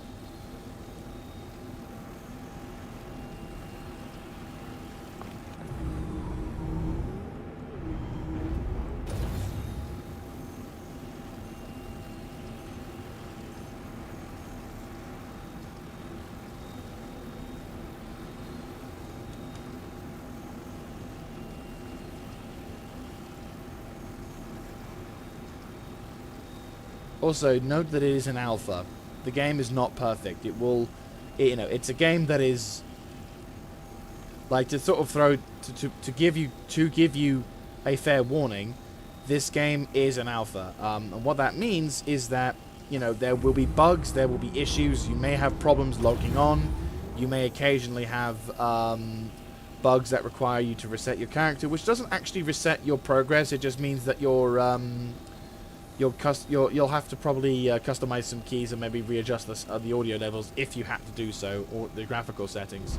But that's not, like, you know, it's nothing too bad. The game servers can crash out. For example, you might get what's known as a 30k error, which means the server basically shat itself. Okay, yeah. Yeah, I had a feeling.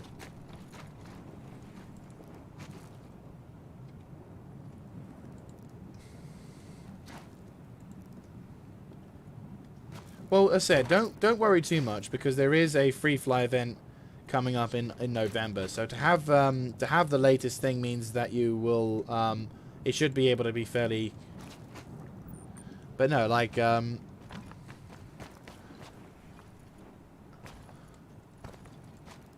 exactly.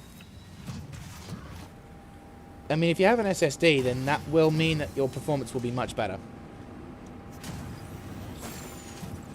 Right, I apparently have more than other stuff? Nope, that's just all the bits and bobs that we had from before. Huzzay. Right, successful mining run. Let's go sell the stuff we've got and then be on our merry way.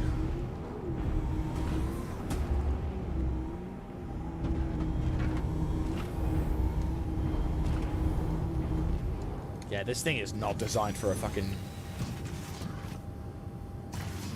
It's not designed for a grey cat.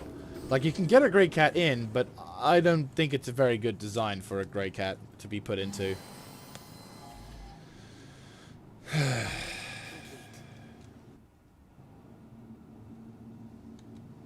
Engines online. Launch complete.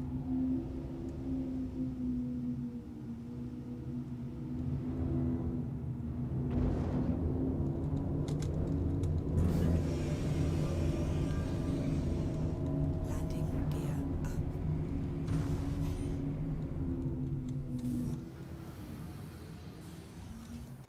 Landing gear. Oh, yeah.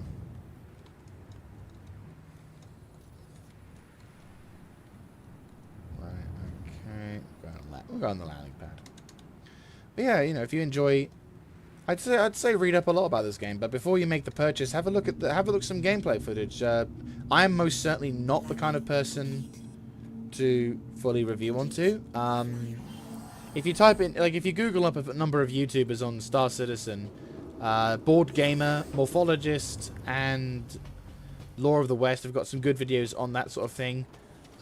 You've got Noobifier as well, who has got some good critical points, but also raises up some good things. Because this game is, you know, there is going to be controversy. There are people who think that the game is never going to come out and think it's just a scam or whatever.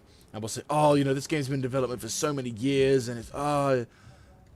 But, you know, people say, oh, so much expenses to buy a ship. And it's like, you're not buying a ship. You're pledging money to the cause of Star Citizen. But, okay. But, here's what happens when you sell stuff on the system. So, we want to go into...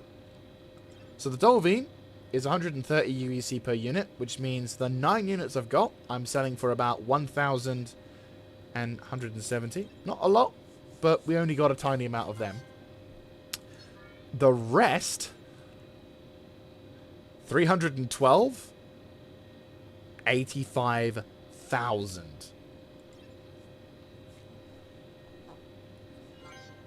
Yep. 182,000. And then if we go to my character, he's also got some Hadronite as well. I get 185 for the 3 units. So we get a bunch of it. And that's just like one mining run. I'm quite happy with that.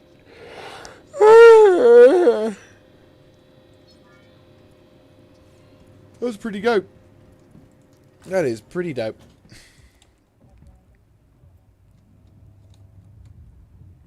Right, let's go and go for another one. That was quite a successful run, to be honest with you. I mean, for solo mining, it's not too bad. It's not too bad at all. And Hadronite is a very, very nice resource. Just wish the transport I had was less arguing. I mean, to be honest with you, it seems a bit silly having a Valkyrie for just one ship. But, yeah. I have yet to find a better... I mean, maybe the Freelancer Max. But, nah, it's doubtful. I'll say that. It's doubtful. Right. Engines online. Launch complete. Alright, we got something to our 12.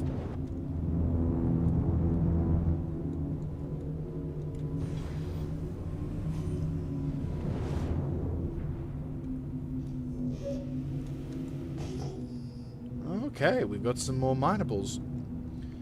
The location they're at is a bit awkward, but I think we can make something of it.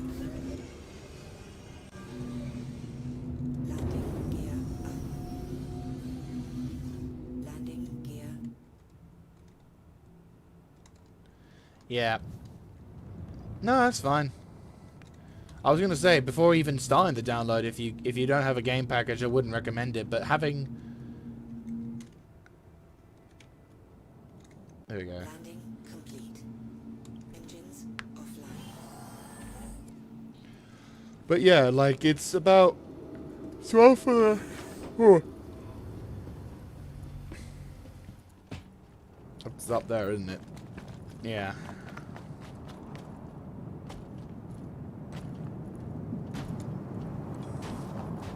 I wish I could have the,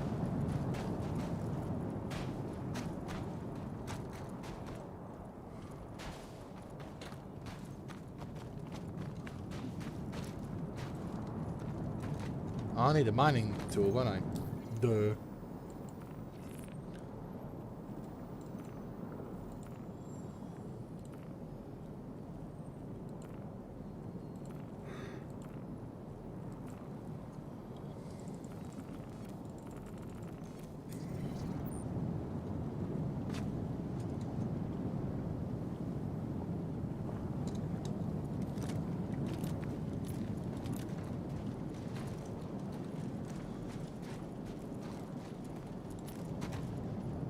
Oh, bloody hell. Fuck it.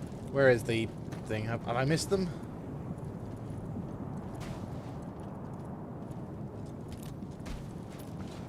I just want to see where the fuck they are. I kind of wish you could imprint, like, if you've got the mining vehicles, I don't know why you can't imprint the UI that they have from that into your...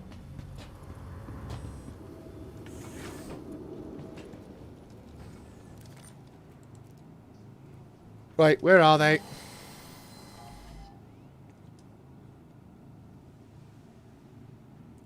"90 meters to my right." Gotcha.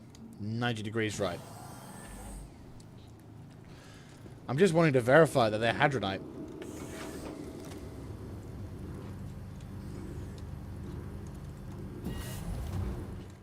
"90 meters right."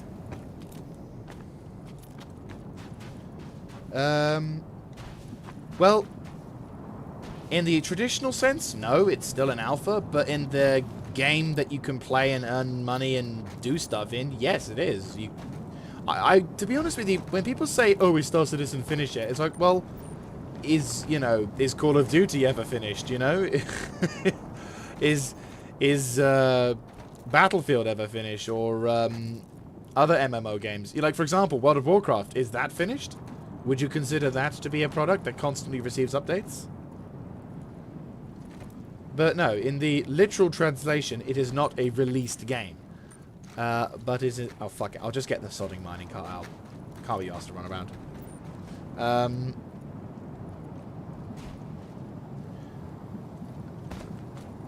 But, yeah, no, there's pretty much a lot you can do in the game right now. Yeah, let's just get the mining cart. Let's just get the mining cart out.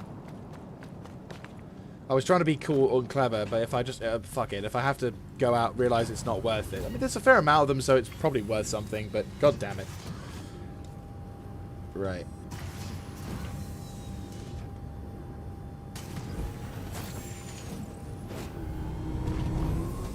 Away we go.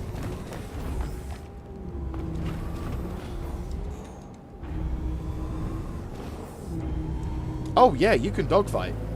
Like the dog, they've recently changed. I didn't have my characters thing up.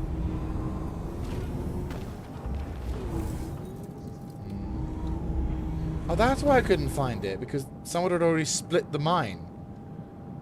Okay, well, might as well salvage what I can. Yes, it is. It's majorly fun. So no wonder I couldn't find them.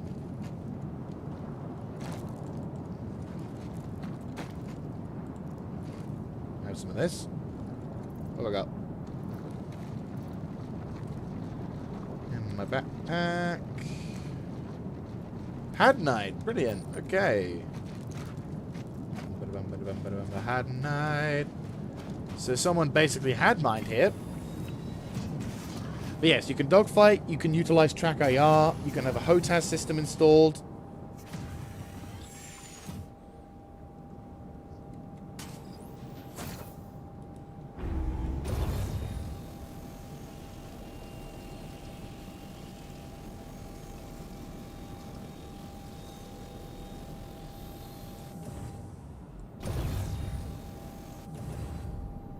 %40 cargo capacity? Just sold it. Let's have a look. Morning. How are you doing?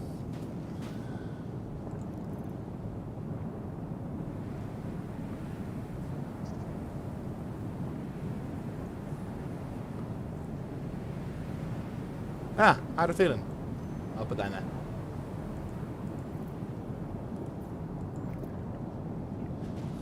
Not doing too bad. Not doing too bad. Just mining in Star Citizen. Trying to get the struggling. Oop. There we go. The daily struggle of getting your ROC to work in the Cutlass Black, which is not designed for a sodding mining vehicle.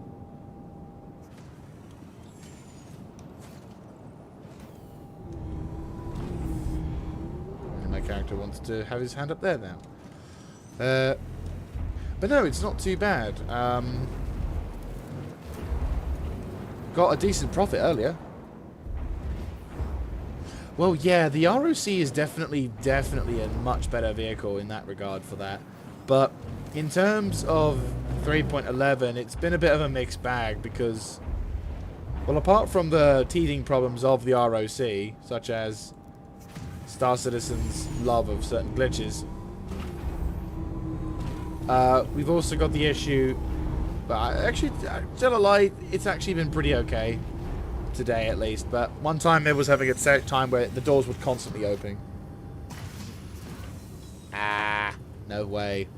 I appreciate what you say, Helgast. I appreciate your, like, do whatever, but tower defense games, eh. Oh god, yeah.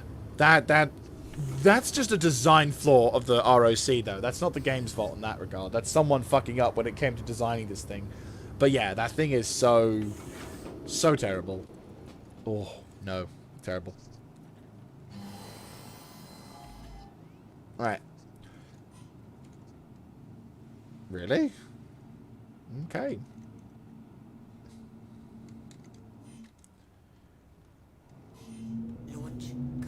Right, so the remaining stuff were actually in there as well, which is stupid.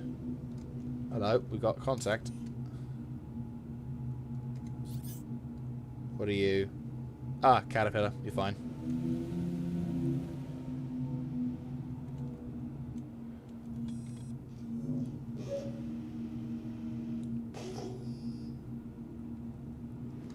Right, let's go explore a bit, shall we?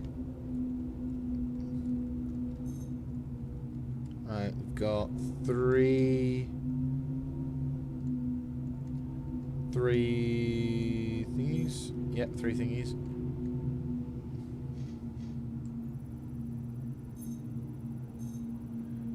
Dolvine. Yeah, nah.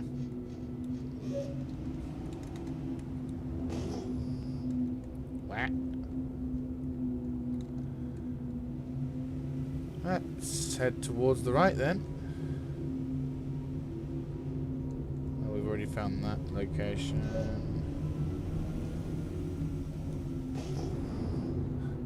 Well, if it was more than 3 Dolvines, then I would probably be more willing to go check it out.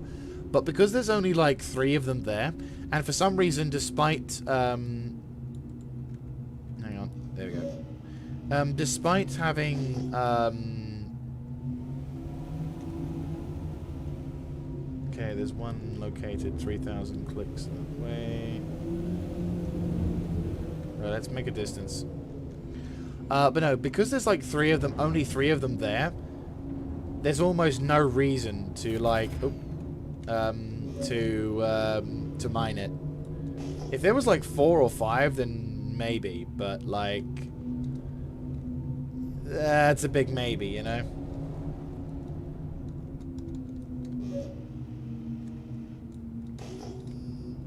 Oh, there we go. Something big is over and to the right. Let's make our way. I mean, truth be told, if it wasn't for the fact that I was part of a PMC org, I think I probably would be doing this. Oh, we got another little tiny pring there. And what might you be? Smash Hadnite. Yeah, baby. It's a good location for that. And the landing zone isn't too bad either.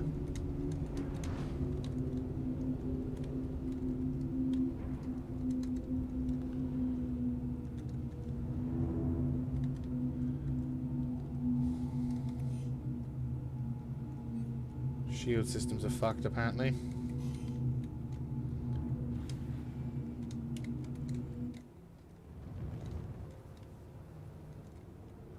All because the ROC's in my fucking cargo hold.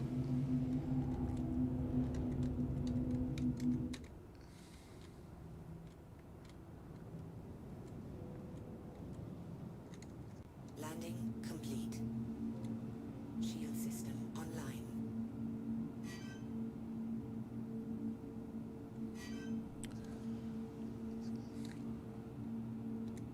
Engines offline. Got something on that.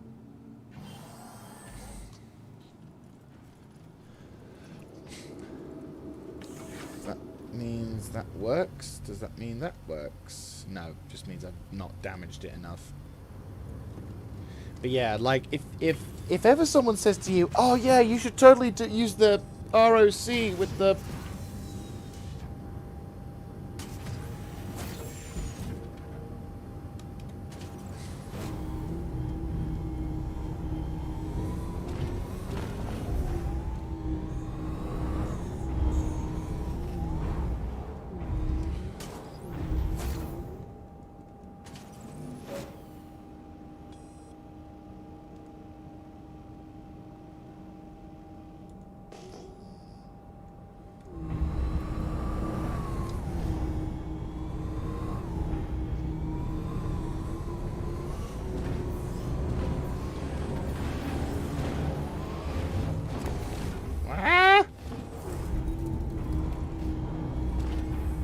Yeah, the ROC is a good ship, but it's a little sketchy.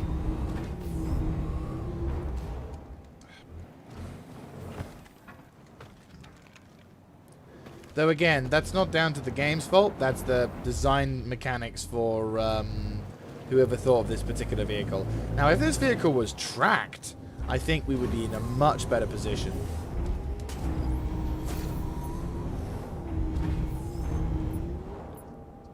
Brilliant.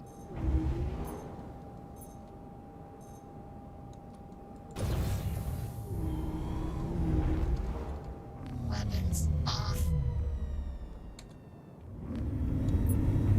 Systems activating. Systems on.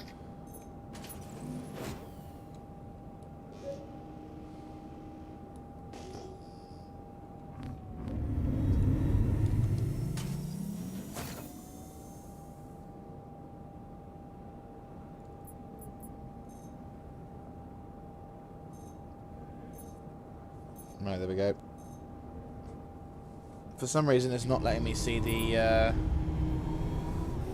rock form. Have I buggered it? Might have buggered it.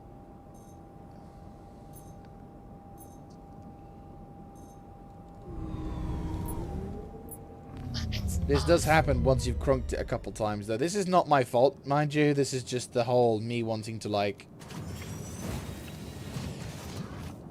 This is the me wanting to, right. Maybe if I see the internal status of this thing...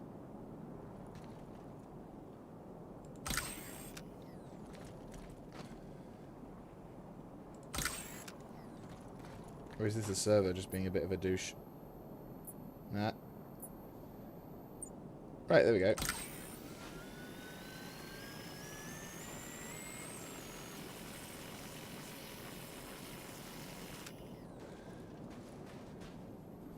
If I do it like this, then that way it should kind of work. There you go.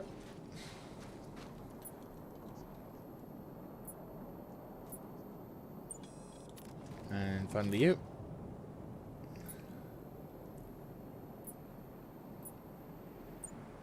Brilliant. So now, when I go back into the thing, hopefully that will solve the problem. Work around. Systems activating. Systems on.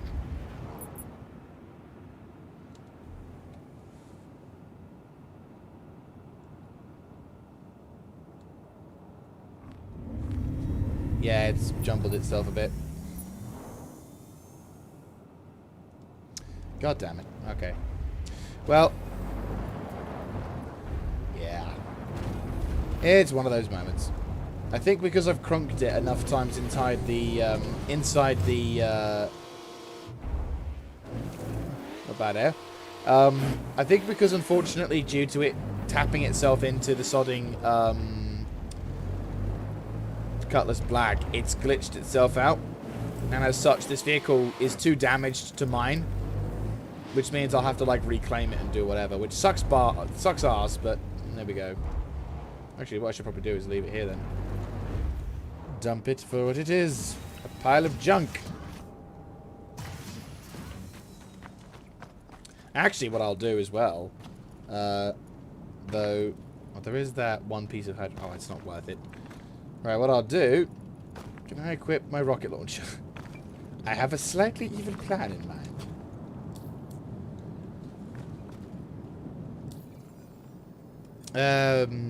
Something tells me if I throw rockets at this thing with the Cutlass Black being so close, it's just gonna... Actually, I'll just shoot it with the Cutlass Black. Cutlass Black deserves some revenge, to be honest with you. I think it deserves some.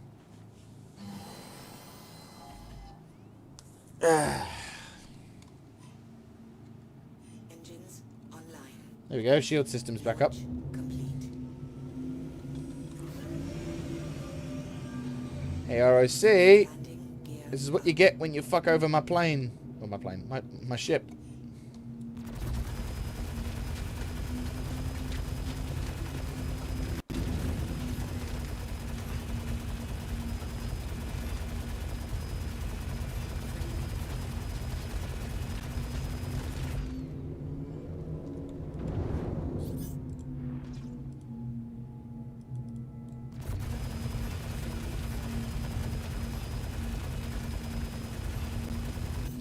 Fuck you.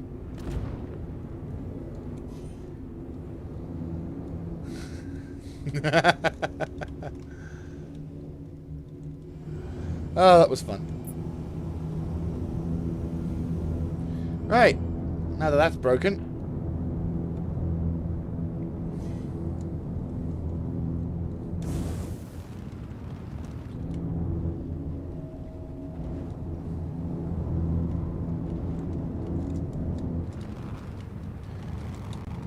This is one of my favorite parts about the Drake Cutlass Black. You can low fly and it'll get you up to speed. Just do a bit of a thing. Paul, thank you very much for following. I hope you enjoy your time here, Mr. Monkey.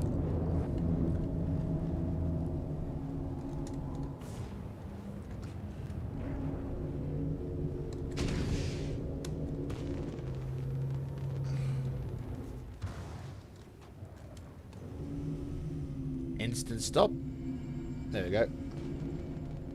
Oh yeah, that's the chaff as well. Right, now let's make our way... to be honest with you, we probably should make our... Hang on. There we go.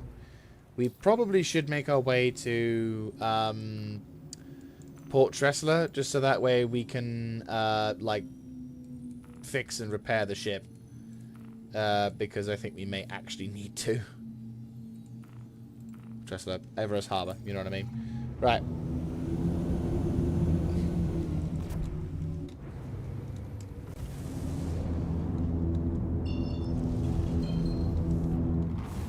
Now, this is probably the Cutlass Black's main strength, I'd say. Those giant thrusters makes it go pretty much anywhere it needs to.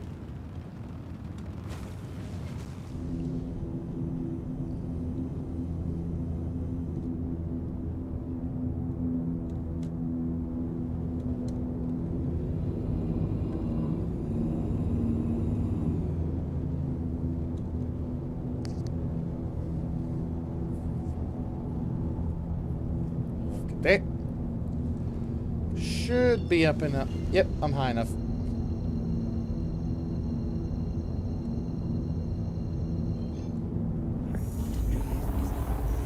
Okay.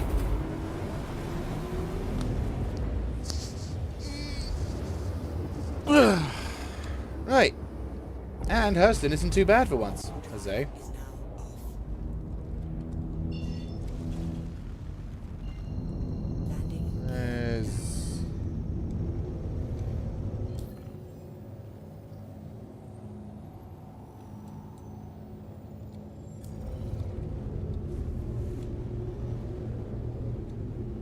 Landing gear up.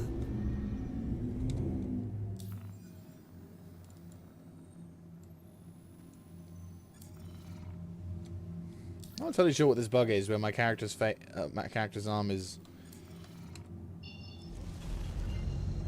I think I found... Port Dressler? No. That's the no for. Where the fuck is Port Dressler? Oh, Dressler, you know... Yeah, there it is. So we jumped to the wrong side. Really? Hang on. If you bear with me a second, I will copy-paste it from before.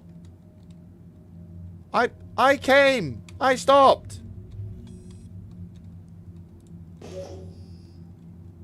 What? I stopped for you. Fucking police. Where is this police officer, huh?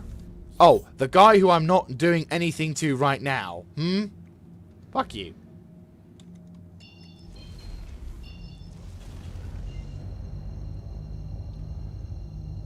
Hang on, I gotta get rid of this stupid follow-on lock thing. Fuck you. Drive is now off. Right, let me just turn on my track IR. And hang on, let me just get you my referral code. Boom, there we go. So if you want to make an account with Star Citizen, you can use that, and then... Sweet.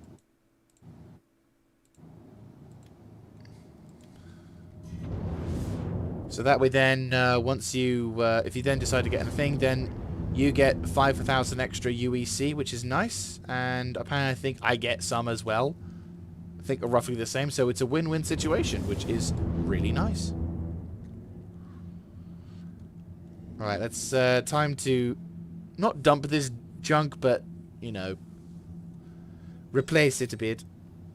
Pay some stupid fine. That wasn't even my fault to begin with. I mean, who the fuck scans out of this?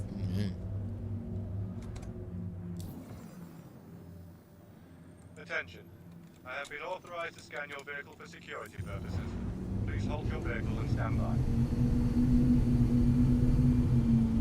No problem at all.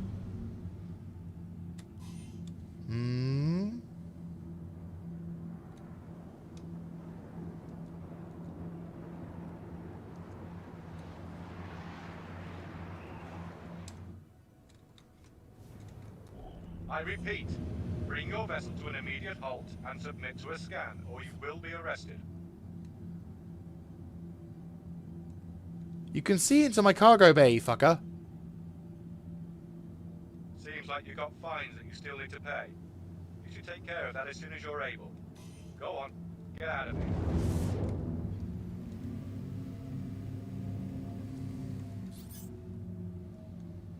The temptation to shoot at you is intense right now. And it's for a crime that wasn't even my fault to begin with, you fucktard! I know, right?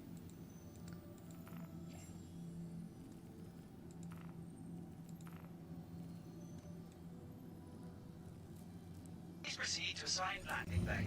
Can you stop, ship? Oh, it's on fucking other...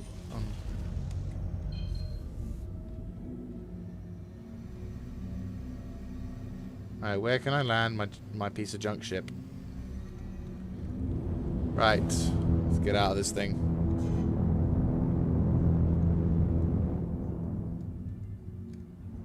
It's like it scanned me twice as well, which is the bad thing. It's like, I've already been scanned, and you can see into my cargo bay. Why do I need to be scanned twice? Just because I'm flying in a Drake interplanetary does not mean I'm automatically going to start blowing the place up. Though you doing that to me makes me want to start blowing the place up. Landing complete. And it's not like Crusader Hurston Dynamics is a wholly, you know, moral company, is it? They're not exactly known for their paragonic natures, are they? Really hoping if the Vanduul ever come to visit Stanton, we just point them towards fucking Hurston so that they can get royally bugger-tunned up by the Vanduul raiders. And then when they're sort of crying and being like, oh, it's so terrible being here, why would they attack us? We're like, oh no, you poor innocent child, you. It's a scam. It's Hurston Dynamics wanting. It's a corrupt officer from Hurston Dynamics wanting the extra few bob in his jacket. That's pretty much it. Nothing too fancy.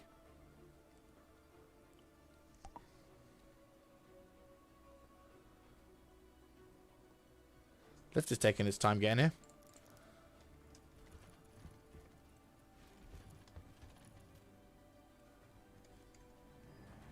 There we go. Let's go to the lobby, pay the fine off, get the food inside, and then trying to think what else we could do. Could do some bounty hunting missions. That's a good way of earning some decent profit. Could try and do the mission to get some credit as well. That's not too bad.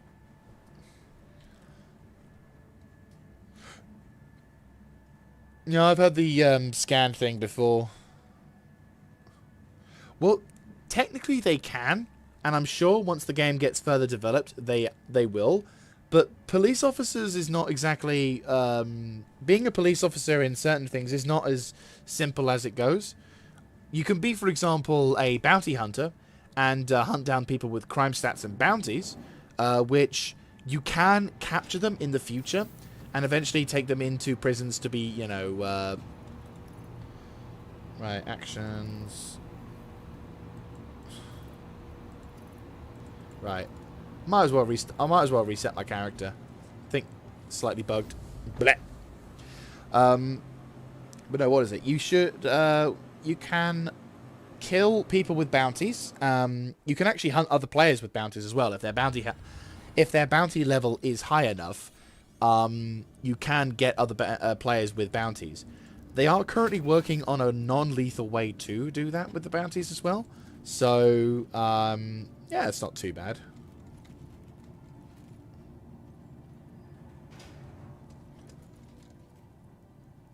There we go. What else? I know that... Well, I'm part of the PMC org, which is more legal, so I imagine we've probably been... I imagine once the game goes further into development, we'll start seeing stuff like... Right, where's admin? Might as well go to admin. I think if I go to...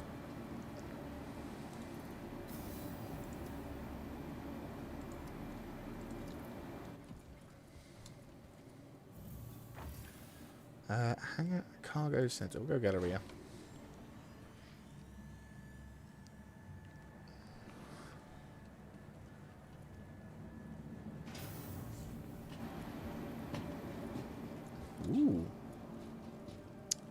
Now that's a good hovercraft.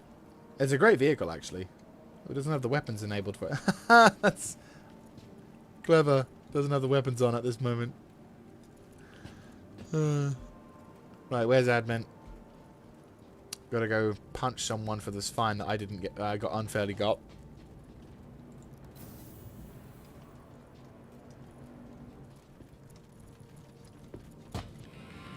Oh, this game is a hell of a lot of fun to play as well.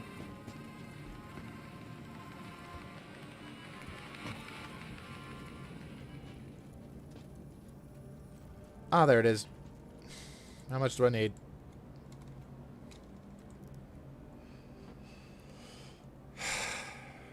Not gonna use it. Yep.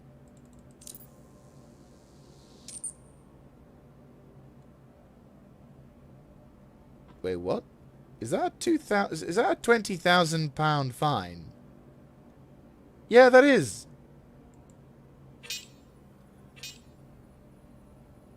Or is that 2,000? I think it was 2,000.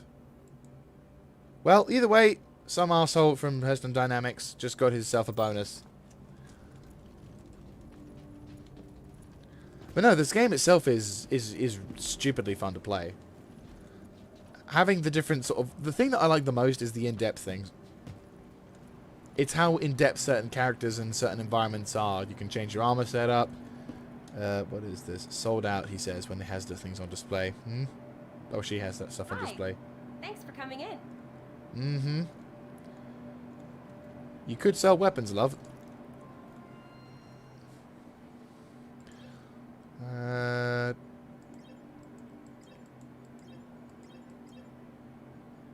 I got some medical pens, that's fine. Oh, that's a point. Do I have my, still have my other helmet? Bit worried I might have lost that now. Not that I'm desperate to have it back. It wasn't a helmet I'm probably going to use, but it's kind of cool. Hmm? Hey! Hill Horror! Yeah! Earnable via gameplay.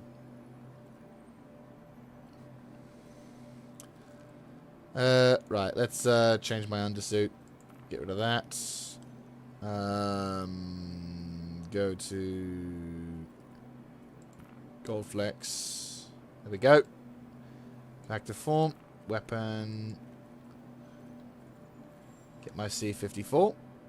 My favorite submachine gun of all time. And re-equip the Coda. Dude, first person gameplay has been in for yonks. I'll show you. If you're patient enough to wait for a bit, I'll just re-equip my character and we can do a mission for first person engagements. There's a mission where you can. Yeah, there's a mission. Oh yeah, it's got all the weapons again, and all the mags and everything. Cool. Yeah, there's a mission where you can like. See if we got it. If we're lucky, we might get it.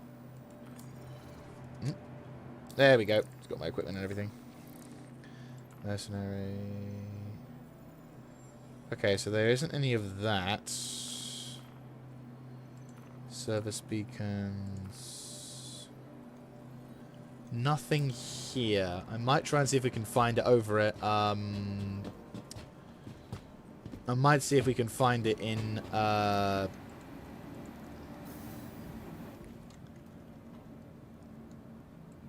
yeah.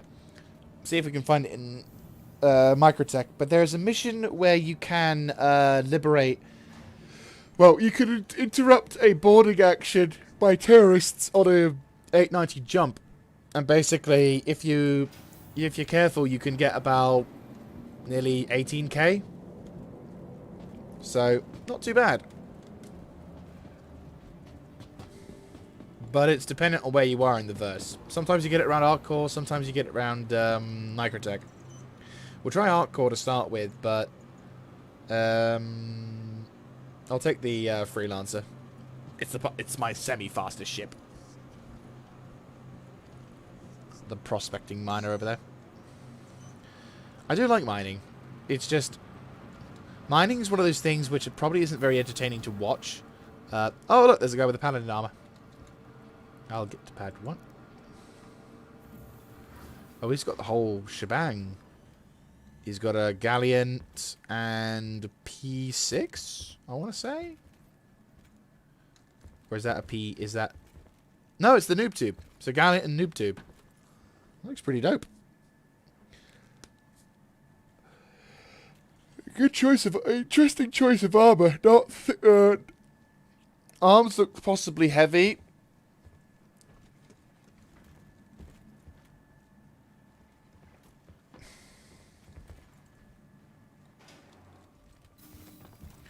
Do, do, do, do, do, do, do.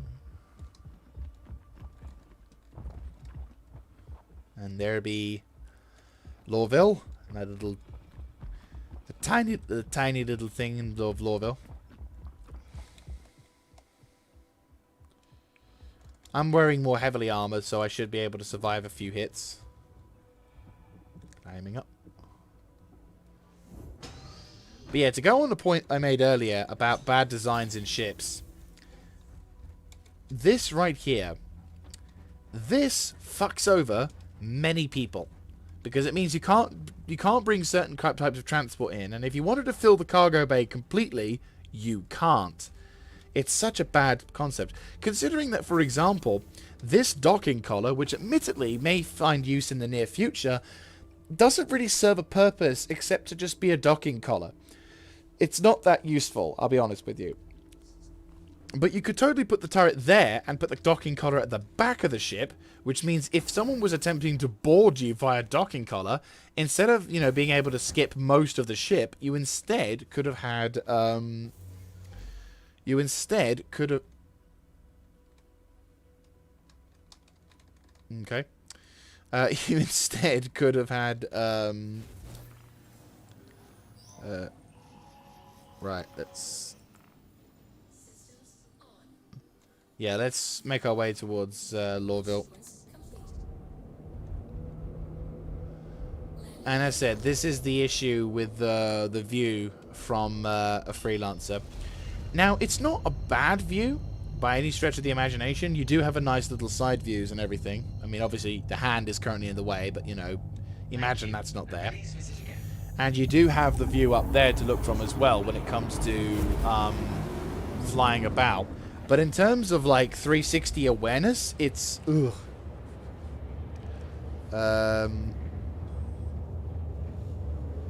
They have to enter your cargo bay or...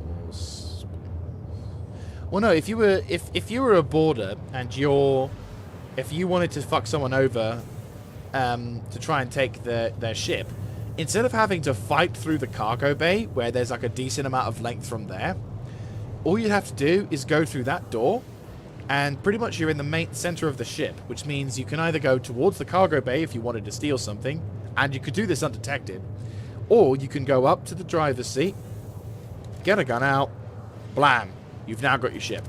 So, in terms of, like, design metrics, the Freelancer has got some issues which I think need to be corrected, but apart from that, it's not too, you know, as I said, it's not a badly designed ship in the grand scheme of things, it's just not the best optimized. And, of course, the most important feature in all of the Star Citizen games, the shit shower. I've got to try and find that button for this, because, like... Because that has a... Ah, it's a manual release, so it's not, you have to pull it yourself. Yeah, you just sit down here.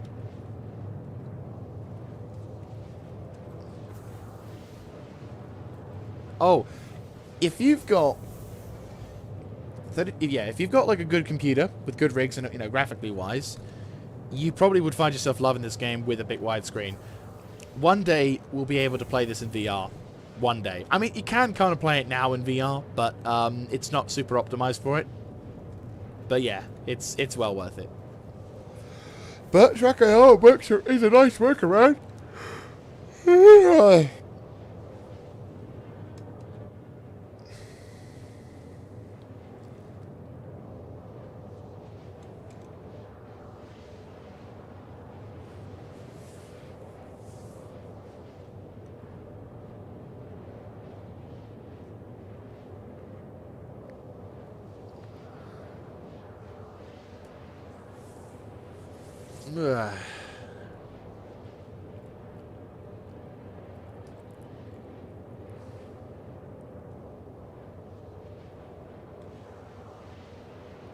Yeah.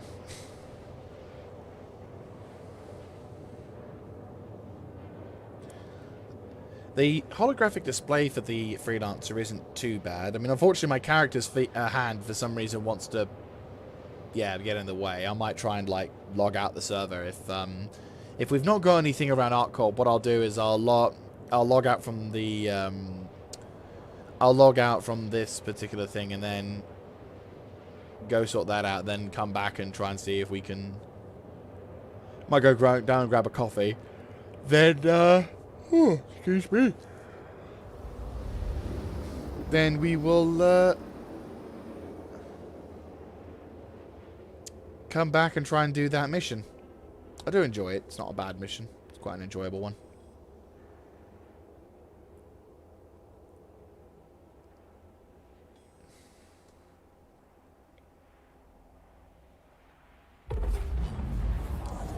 And welcome to ArcCorp. Now, if you've not seen ArcCorp, imagine Coruscant from Star Wars, but a little bit more realistic. There is some vegetation down there. Where? I have no idea, but it's there. Right, I think for the sake of my sanity, I'm probably going to have to check my contracts from here. Hey, there we go. Boarding action in process. Right, cool. And it's only 1,000 kilometers away. Right, so now we get to have a nice little dogfight.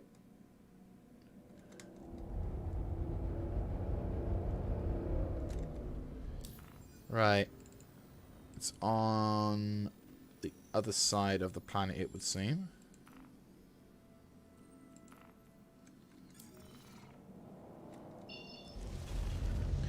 I mean, the Freelancer can actually... What starter pack? Ooh, okay. So, depending on how much you want to go for, the best starter ship you want to start with is the Avenger Titan series. Hang on, before I go into battle, I will quickly... Oh, the track IR works even when I'm not in it. That's kind of intriguing and a bit worrying. So, if you want to get a good starter pack, like one that gives you the best all-round experience, then I would recommend the Avenger Titan. If I go to the pledge store... There we go.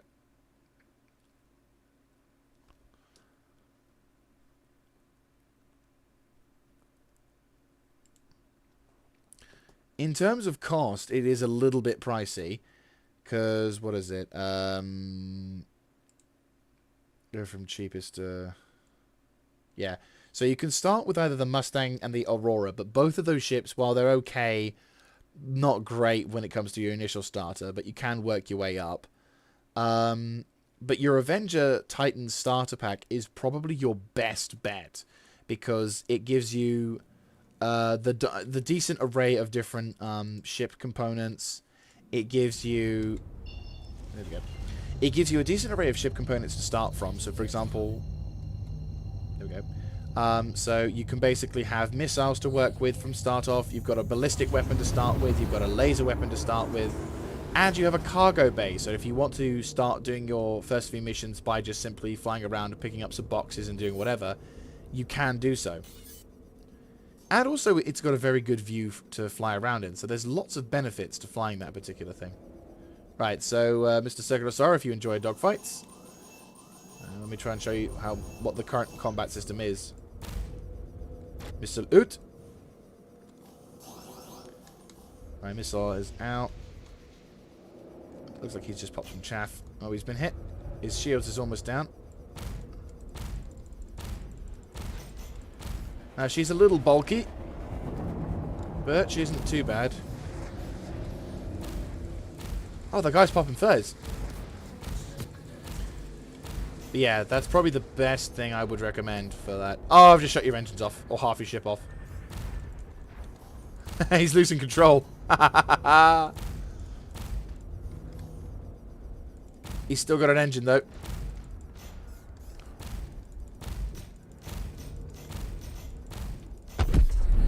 Gone.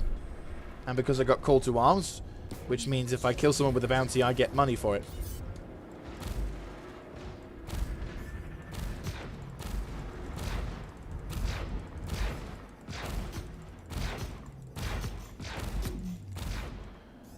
Now, the way the dogfighting works in this thing is depending on what part of the shield you hit, and depending on what components the guy has, you can effectively, if you aim for the specific part of the ship, you can shoot bits off, and eventually there will be component module damage, which will probably sometimes you'll be able to get that nice little lucky shot.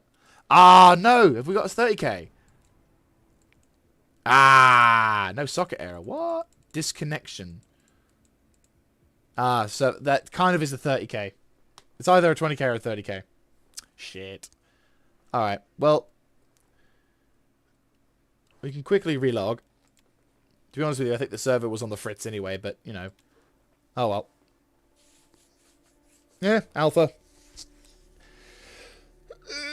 The cool thing is if we can log straight back in and check out the job missions, we should be able to get it. And better still, I probably could jump into my Avenger Titan and showcase to you guys the combat effectiveness of the Avenger Titan series. Ahaha, plugging desperately. Let's see.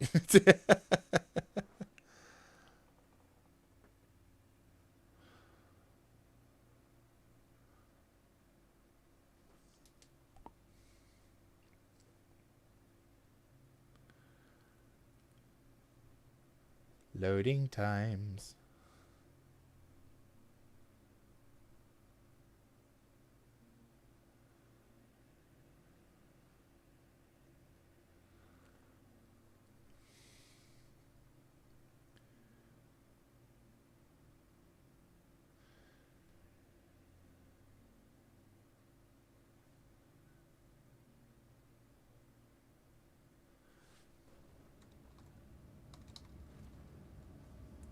Right.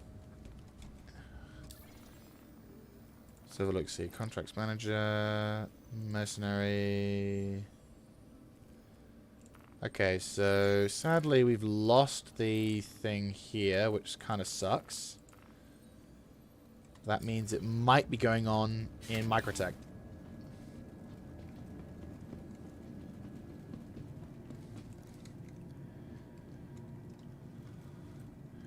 Yeah, to be honest with you, that wasn't too bad. Considering the server was on... Well, I was playing that particular server from about...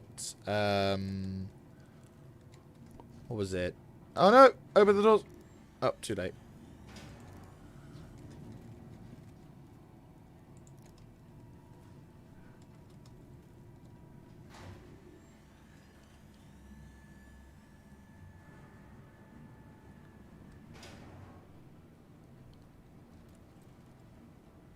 Huh. My, Twitch is getting a bit weird. It's acting like I wasn't live streaming. That's weird. Yeah, there we go.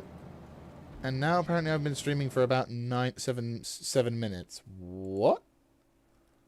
I know I've been going for a while, game. Huh. That's weird. Did I actually suffer a disconnection from the internet? Did I lose connection? I was able to play some other things.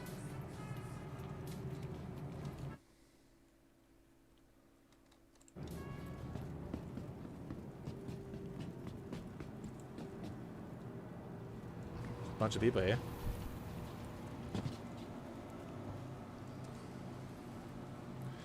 Right, let's see what we can do. Freelancer to claim it, obviously. Hang on, let me restart my restream chat, see if that's done anything, because it's possible that the thing might have just disconnected me whilst I'm...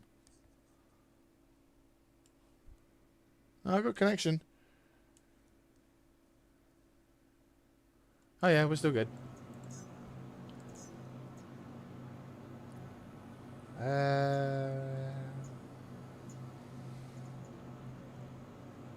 What would be a good ship to fly through? Carrack, if we want to take fucking ages. I'm gonna take the Cutlass Black.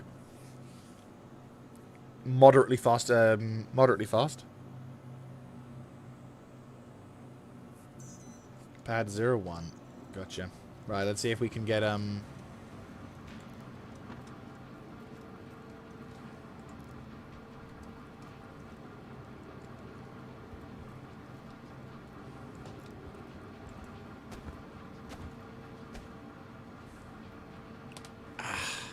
fingers time painful slightly.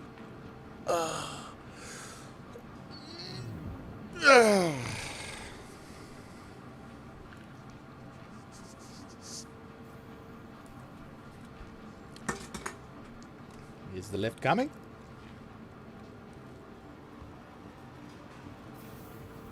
Oh, damn. Oh, it was 301.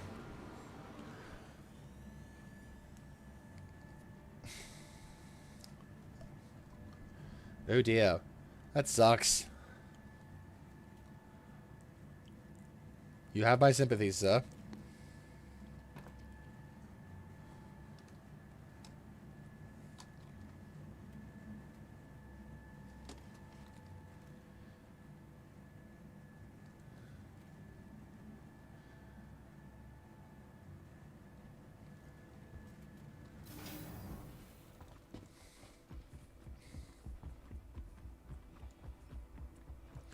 Right, what we're going to do is I'm going to quickly nip to the loo, get sorted whilst we're flying whilst we're warp jumping to Microtech.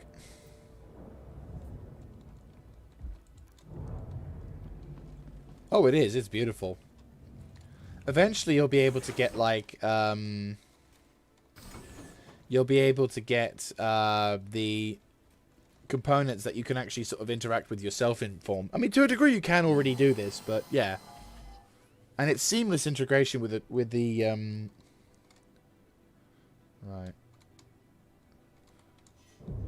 Hello and welcome aboard your Drake interplanetary craft.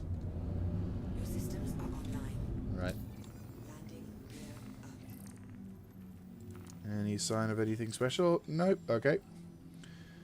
Let's go to Microtech. It's my favorite planet in the sector. Thank you, and please visit again.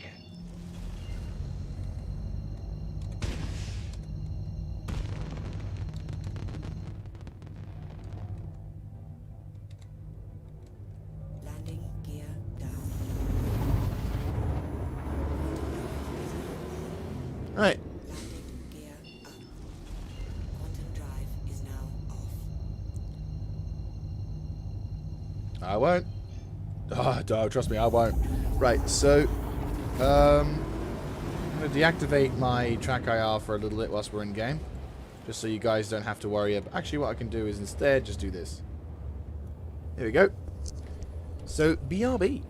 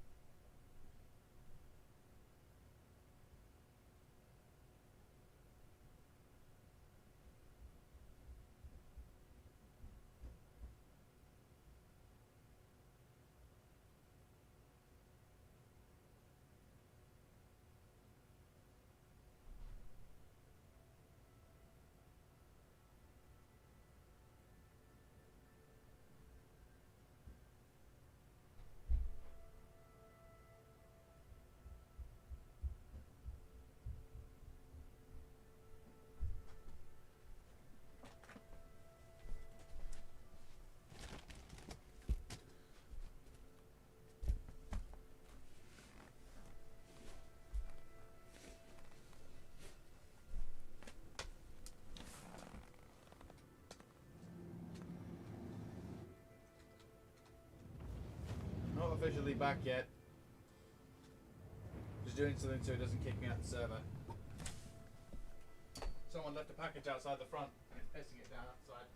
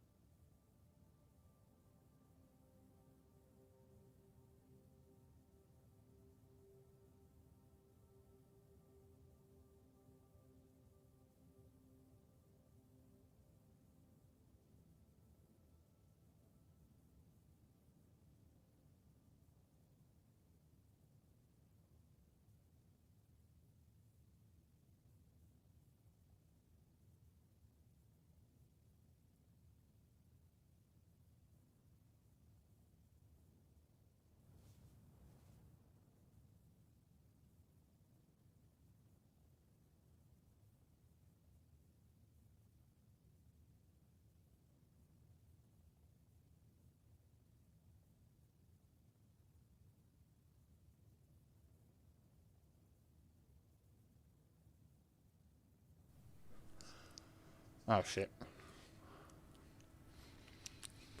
Thank you very much for your patience. I apologize. That took longer than intended because there was a package that was left in a really stupid spot.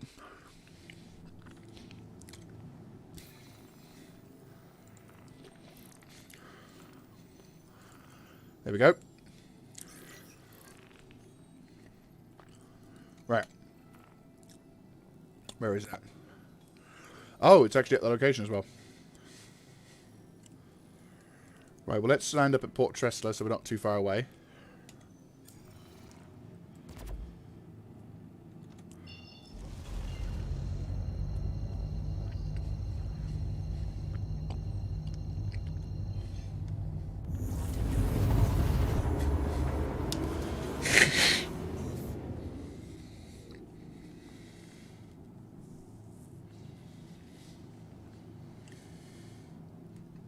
Just having a sort of a mini lunch. Coffee tastes divine, by the way, so... Don't think we're going to get scanned, but I could be scanned.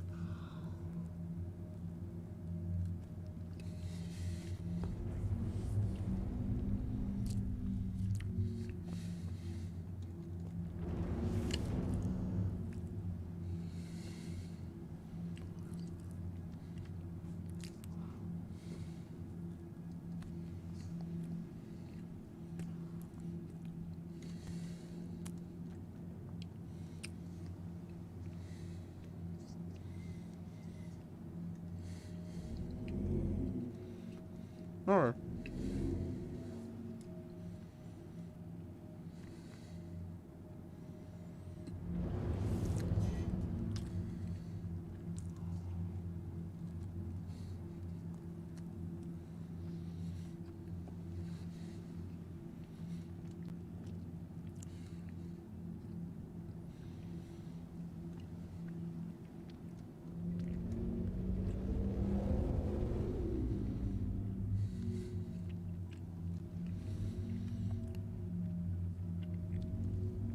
Just finishing off the last of this bread that I have.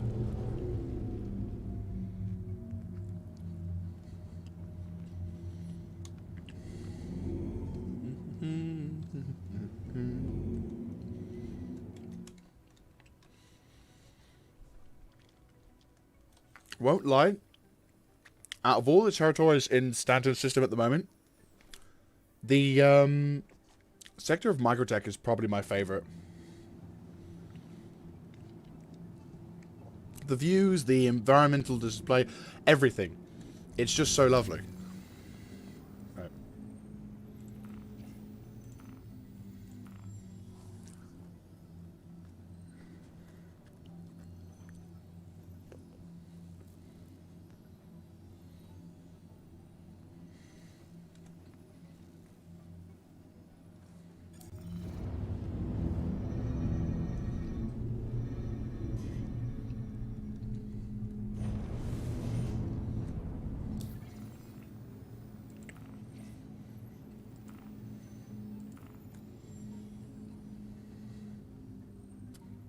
Please proceed to assigned landing bay. Roger, dodger.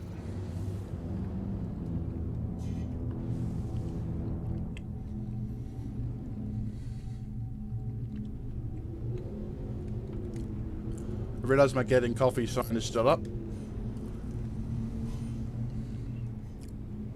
Just couldn't actually take it down properly because I only had two hands. And one of them was taken up with eating, the other was taken up with flying.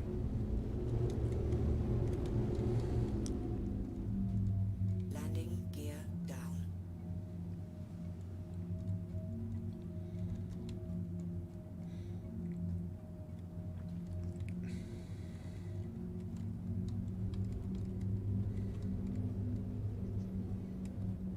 Well, that's actually quite a unique system for a joystick, for a throttle and that. Landing complete. Engines offline. Landing complete. Have a pleasant stay.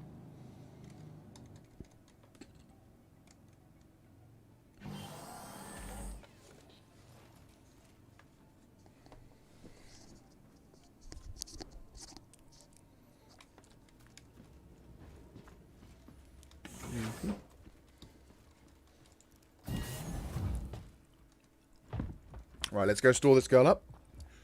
Go get the Avenger Titan.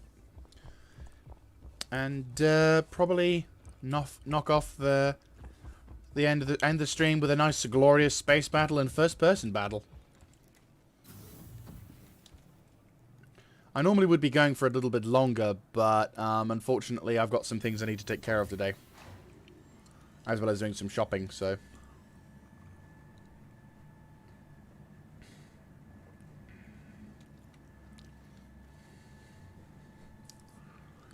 But fear not, for another stream will be coming, though I'm thinking from how it's going to be, it might be a next Wednesday thing.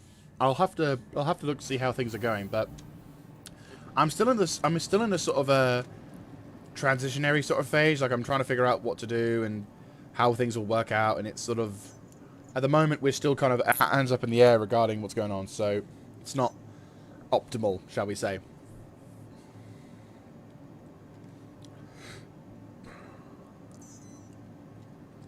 Add 02.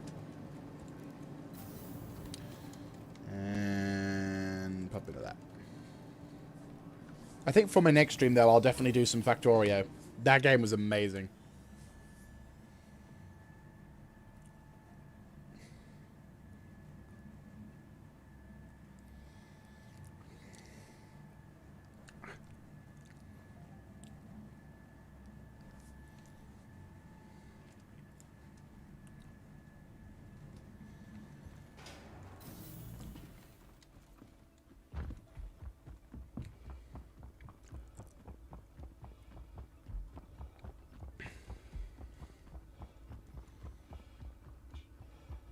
But yeah, the Titan Avenger with 4 missiles in total, 2 size 2 repeaters and a size 4. Is it size 4? Could be wrong, but it's a size 3. No, it's a size 4 gimbal with a size 3 Gatling gun. There we go.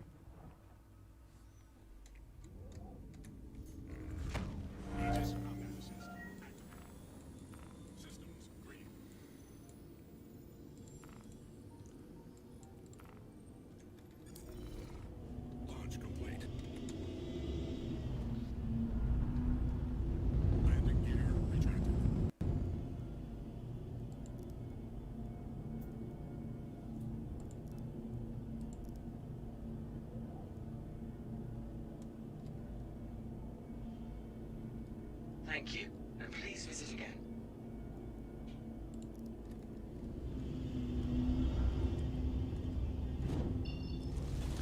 Right, we're going to be going up against 2 Cutlass Blacks, so it's not going to be easy. This ship will be...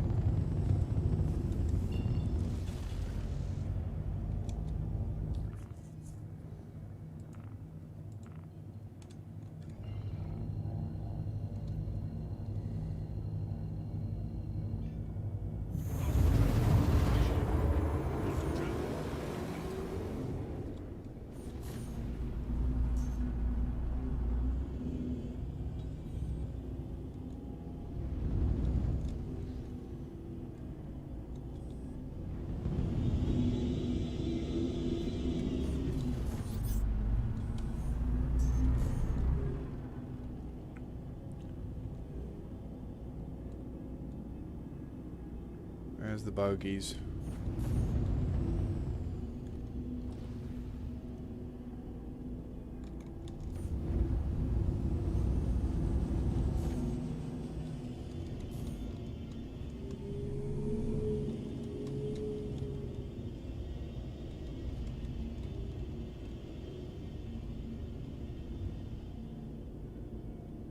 They're duking it out in there.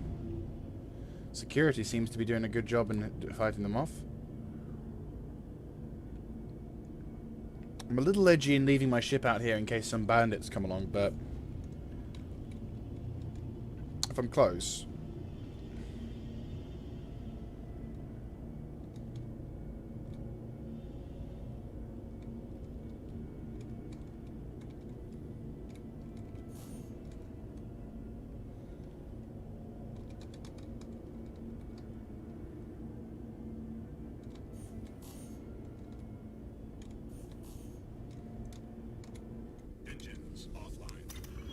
Ah, what am I doing?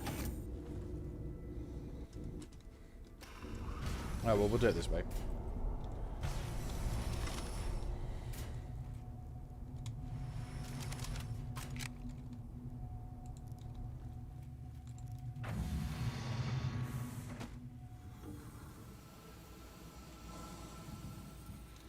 So, if Circle, if you're still watching, this is a mission to save a luxury yacht, a playable ship in the game as well. And we got 4 minutes to stop for an optional objective to... just make sure... yeah, I had a feeling one of them wasn't on. We'll have one option to find and destroy, or to stop a process. Cool. Stop a data transmission being made. One down.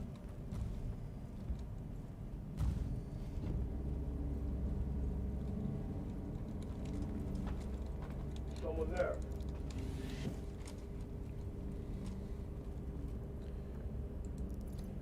Take off the suppressor. Give it a compensator instead.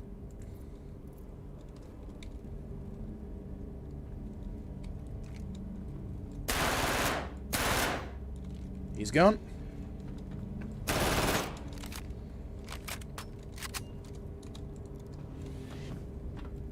Nope. Okay.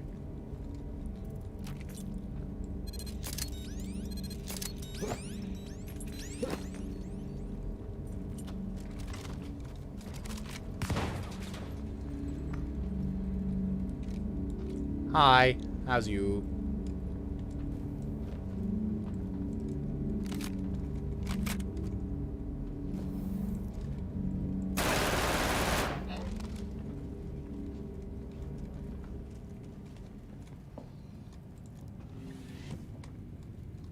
Nope.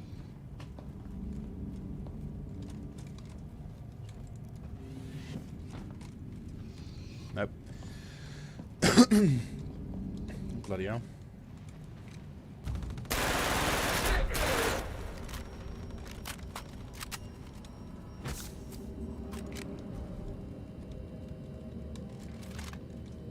Shit, made that mistake. Right, well this is why we have spare weapons.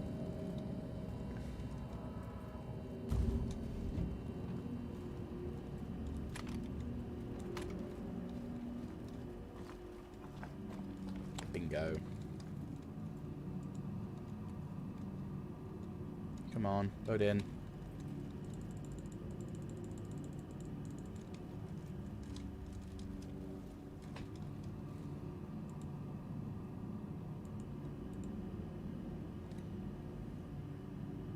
Stopped it for a little bit, and boom! Mission accomplished on that bit, so now we can kind of relax. Kind of. I need to find my C-54 once this battle's over. Hopefully I haven't lost it completely, but I think I have. That's why we have spare guns. Right.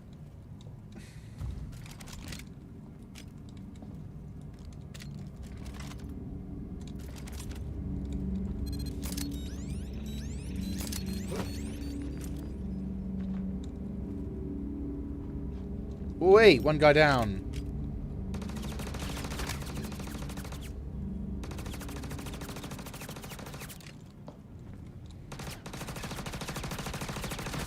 What?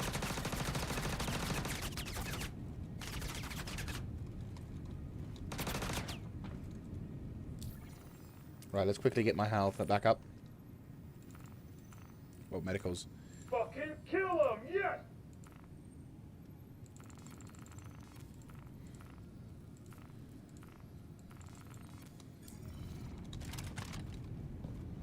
Right, let's do this.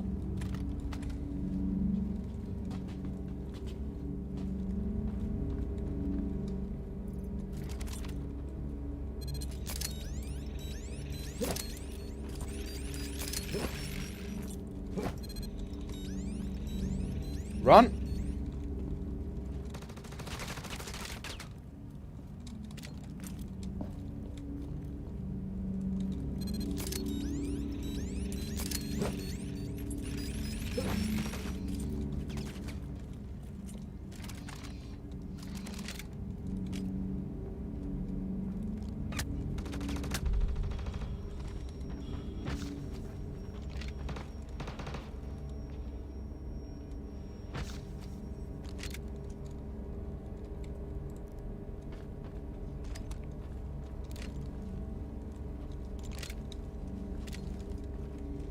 Right, let's try and find a place to take cover.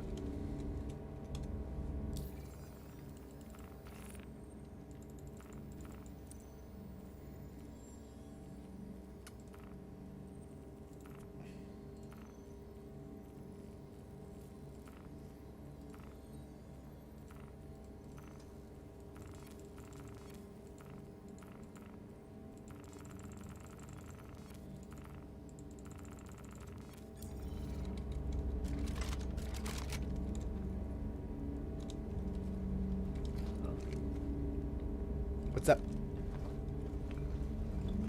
Run upwards.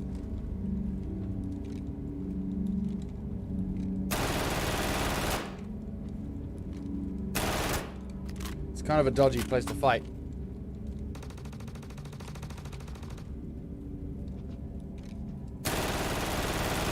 He's gone.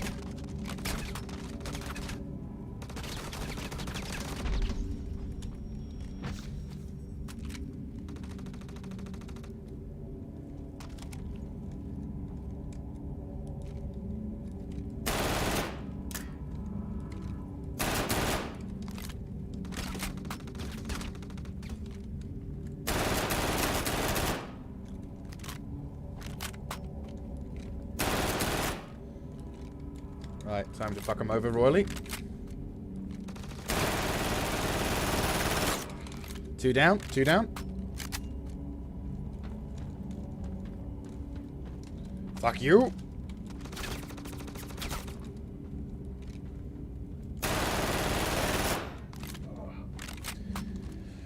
Whew. You will piss through ammo with this thing, but it is damn good to fire with. Running a bit low on ammo here. I'm going to have to resort to a yield shotgun.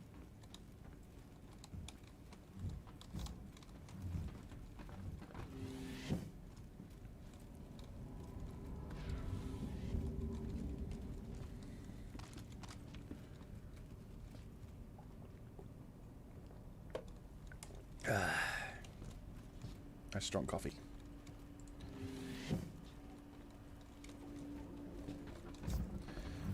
It's funny, I sliced my finger open yesterday trying to cut some bread things, so it's, you know, it hurts if I put pressure onto it, but it's funny how my brain, how my system's like, yeah, no, I'm geared for this. My finger may be sliced open, but, you know, I'm still going to be able to work for you. Right, we'll have to take the elevators down because I don't really trust the, Actually, we should probably check out this sector as well, just in case.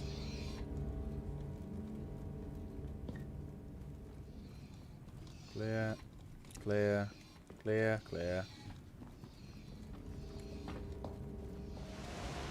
Dead dude in the pool. Sucks to be him. We're going down with one of these methods anyway.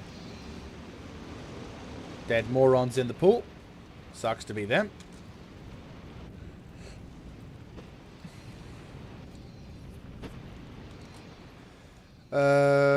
Okay, I think the best place for us to enter down with a hat is probably the lift into the hangar bay. Engineering, get an elevator.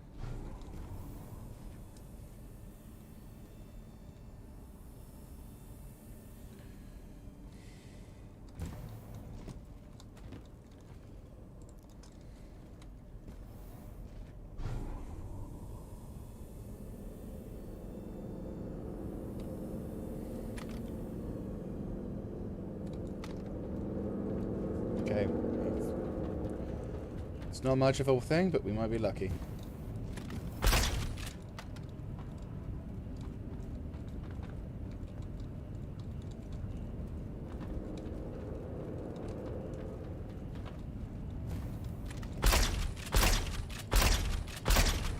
He's gone.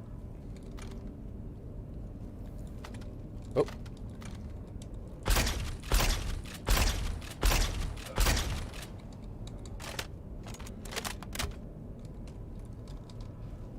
There you go. Good to see you, Arnold. Yeah, that's been a bit of a while. I've been away getting myself moved up, which was kind of nice. I'm now in the north. Well, north of the UK.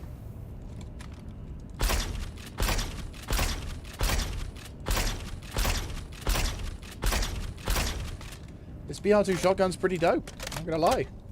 It reminds me of the machine gun from PlanetSide 2. That's a good game. I kind of want to get back into that now. The more I play this, the more I want to play PlanetSide 2.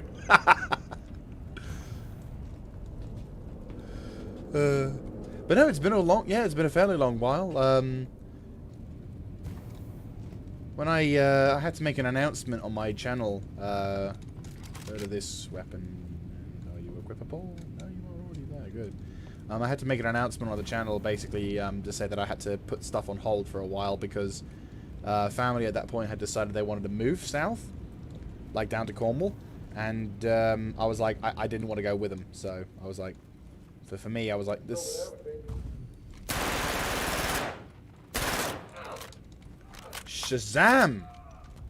And that is how you do it. We avoided friendly fire, which actually would have given us a crime stat had we failed the mission, but that particular side quest, by the way. We got 17k.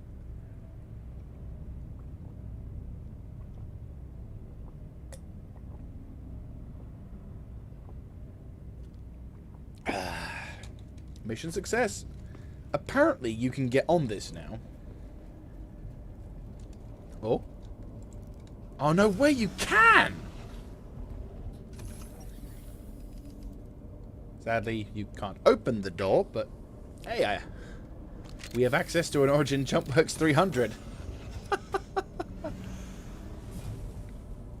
Hang on, let me see if I can legitimately grab this, because this will be good loot.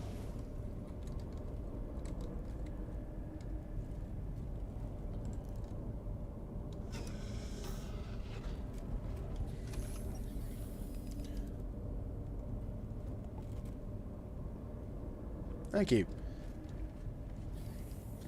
Yeah, wait, is that... Ah. So does that mean you can open up? No. It's a shame, because I'd love to. That's a legitimate stealable aircraft, but unfortunately, you can't turn on the... you can't open the doors for the hangar bay, which sucks. Would love to, though. Love to be able to activate the hangar bay. That'd be a great ship to steal. Yeah. Right, let's make our way out. We've,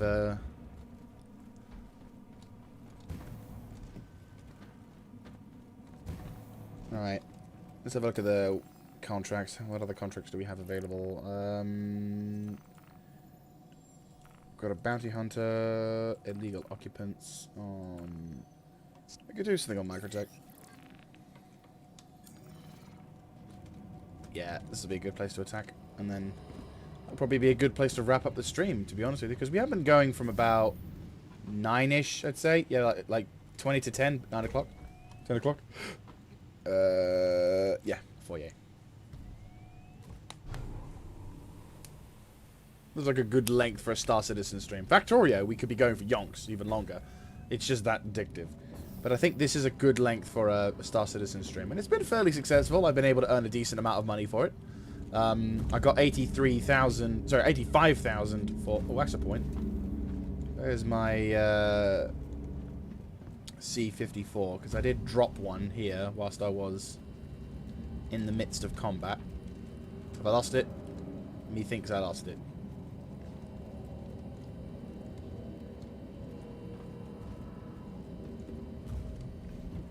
Oh, fun fact, you can actually destroy this ship if you wanted to.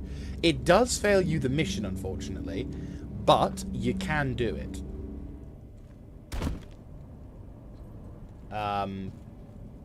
Okay. Well, we'll just pretend that didn't happen and be like, yep, just finish the mission for a second time. Yeah, I think Star Citizen wants me out as well.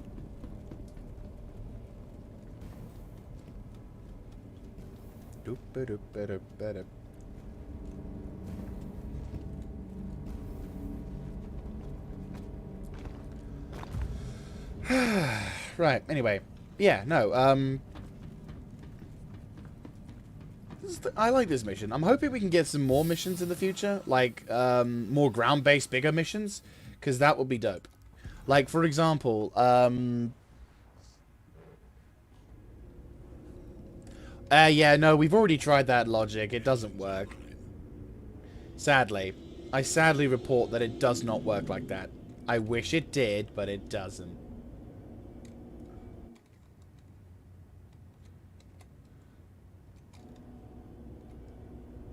Landing gear retracted.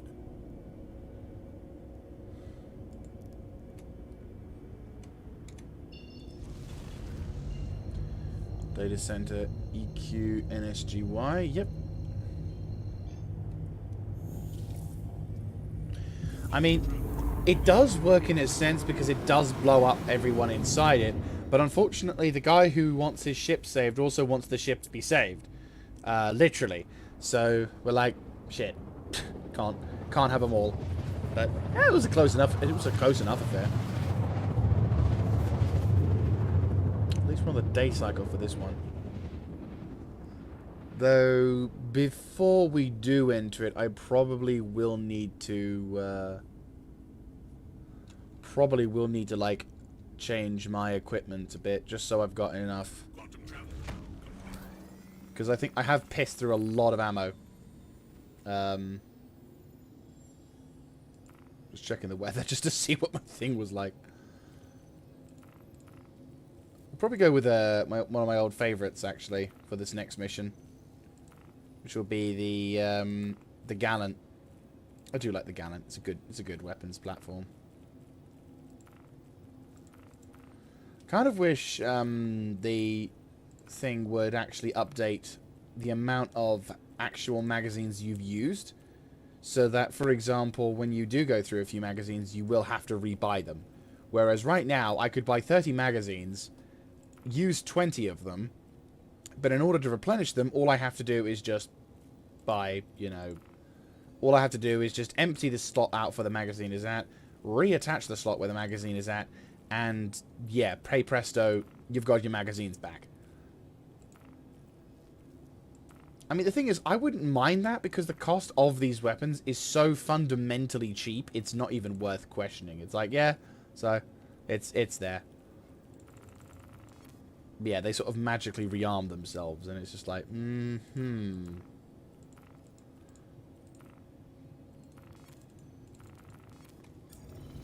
Okay, time to go planet side. Oh, this is pretty. This is very pretty. And it's so much more immersive when you got Track IR working.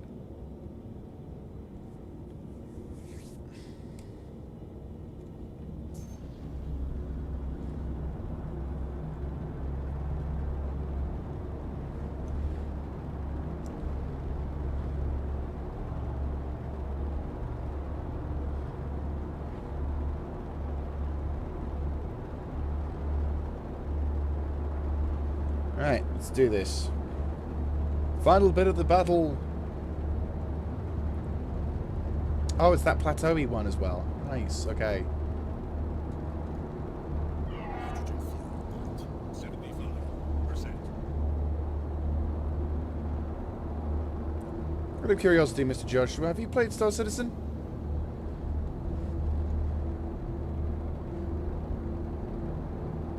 Because I was going to say, if you have and you haven't played in a while, the turret systems in this thing have actually improved a bit since then. Previously, the turrets wouldn't spawn till about, what, you were 250 meters from the location, which would make it really awkward to fight them. Well, now they spawn and shoot at you from much further away. Much better. They're very easy to dodge. It's just...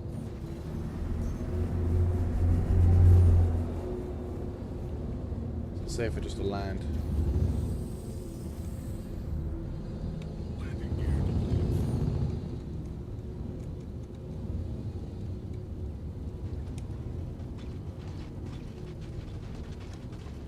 Head shield under fire.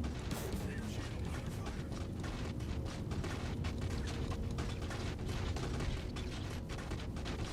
Ah, fair enough. Shields up. Landing complete. Engines offline. That's fair enough.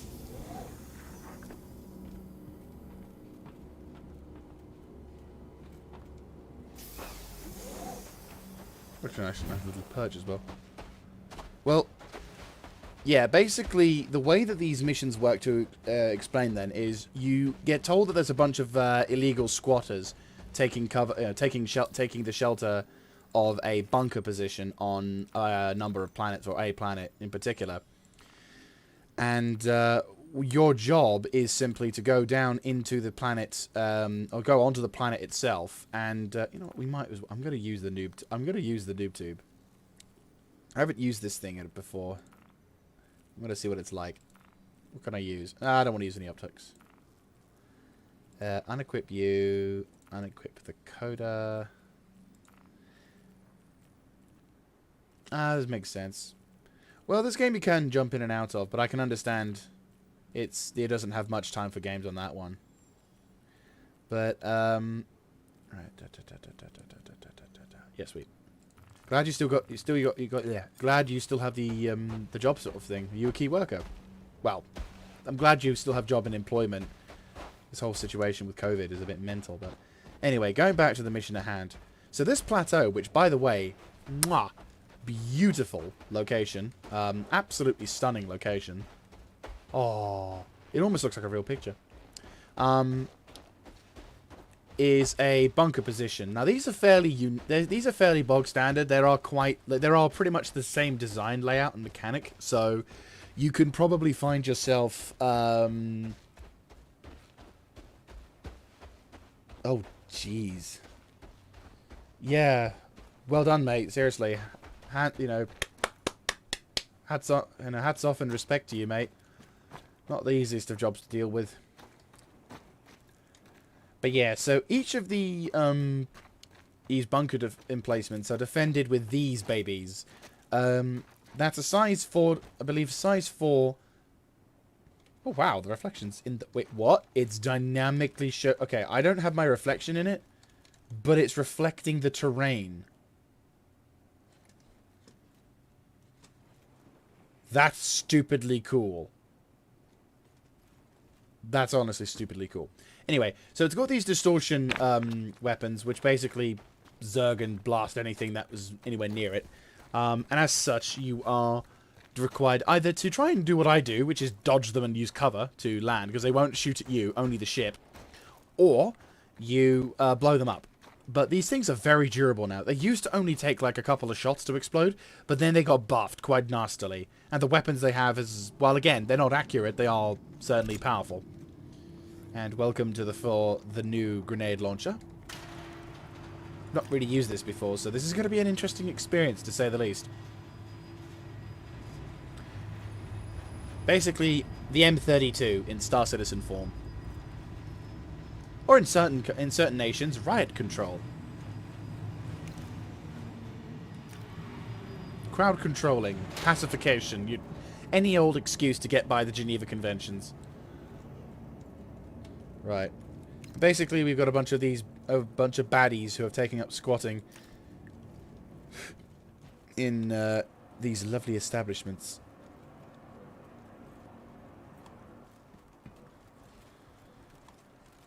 There might be the missions bugged out for us on this area. Unless I'm supposed to blow up one of the turrets, which we could try with a grenade launcher, actually. I know it probably won't cause it to explode, but, you know. Yeah, it's bugged a bit. Ah, boo. Alright, well, we can have a look, see if we can try and blow up one of the turrets.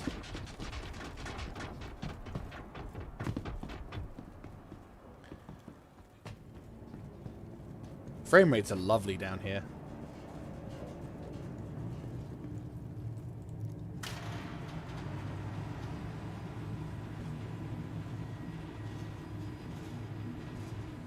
Explosions are very much fun.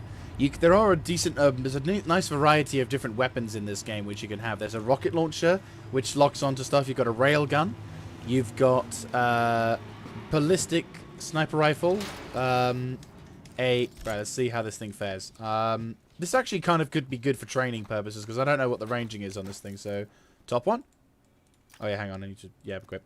Top one. Nope, not the top one. Middle one. Might be the middle one. Or is it the third one? Yeah, it's the third one. Yep, still streaming. There you go.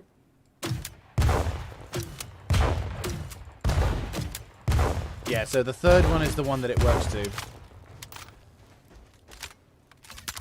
That's nice, isn't it?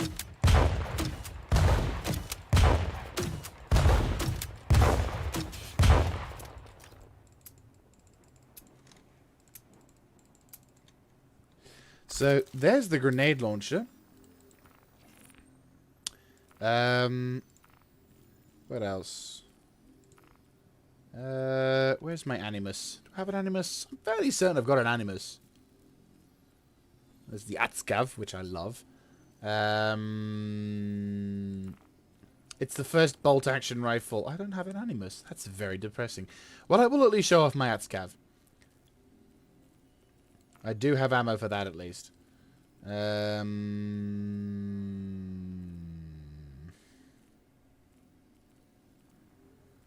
Yep.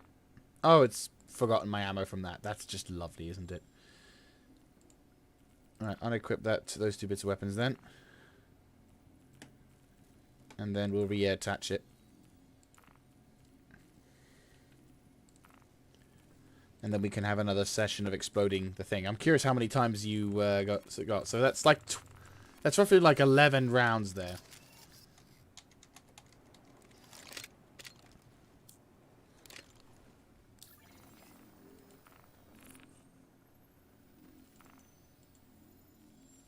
Atscav, where are you?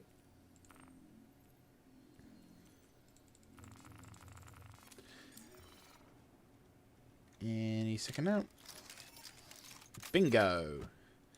Yeah, so this is the Atscav rifle. It is an electric weapon. Oh yeah, the railgun is it's a big weapon, but this one has a special place in my heart. Yeah, go to customizable. Let's change the scopes. So, a bit like Crysis games, you can actually customize all of the scopes and the materials on the particular weapon itself. So, we're going to go with a... you can go rails free, or like a scope. The 16 times scope is kind of crap at the moment. It doesn't really work too well. The best kind of longest range scope you want to use is the 8 times. This one isn't too bad, but that's better with the S71. My personal favorite scope to work with is the ×3 holographic. You can also have an underbarrel, which is, at the moment, it's just a field light, but hopefully in the future we can get something more more like fanciful. And depending on the weapon, there'll be like something for the barrel as well. But because this thing is a, so this is a electrically charged rifle. So if I was to target this,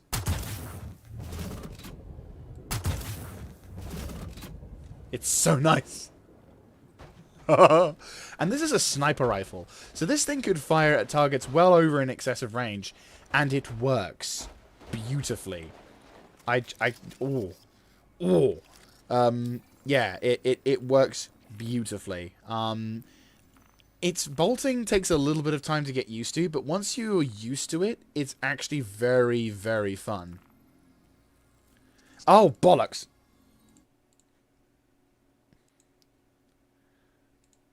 Thank you for showing. I completely forgot about that. Right. And that one has that.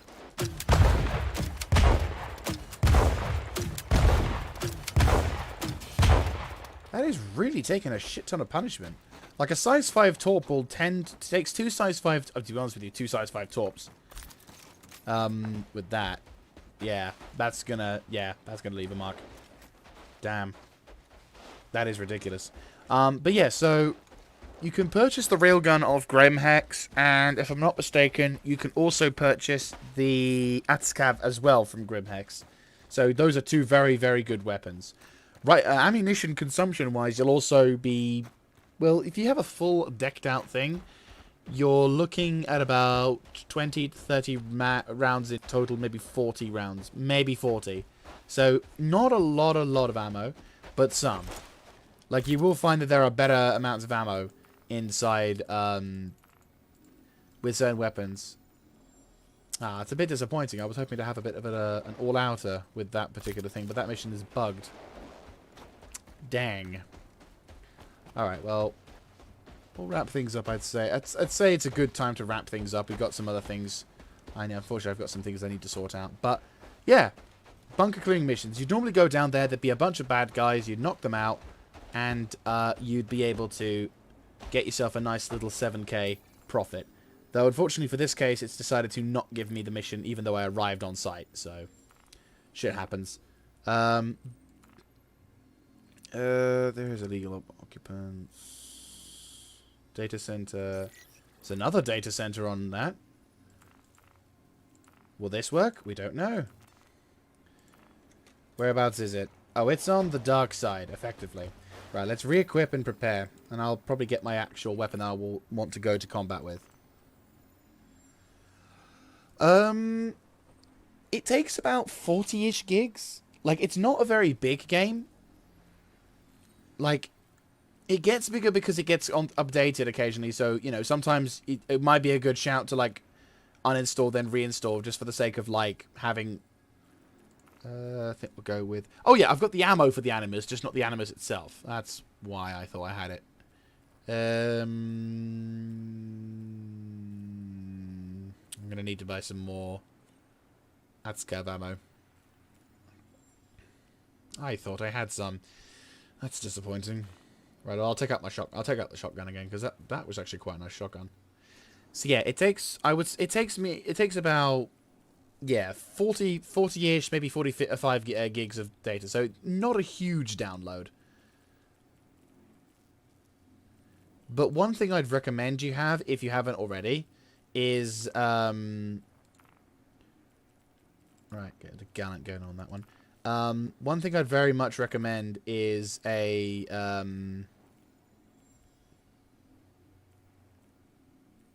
there you go. One thing I'd very much recommend is a SSD if you want to get like smoother performances and all that jazz. You might have one already, but yeah, an SSD is a high recommendation because it is the game is very large and expansive, so it basically will take a long time for it to load on a normal hard drive. And I've been running. I ran with a hard drive when I started really getting into this back in like 2019, and my performance wasn't great beforehand. So when I finally went to an SSD, when I got 2 terabyte Samsung Evos, it ended up with me having this level of performance, which is lovely. If I have 32 gigs of RAM, which I don't, I've got 16, then I probably would have even smoother performance. But everything else is beautiful. And I'm not a humongous graphics snob.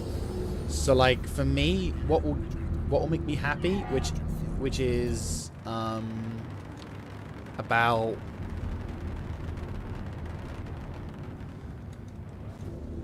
let's buy a little low.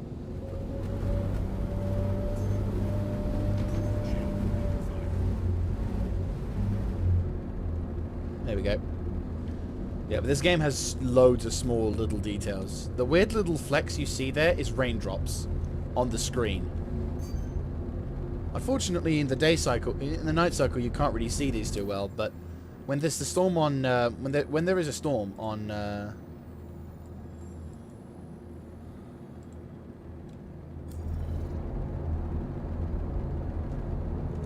right.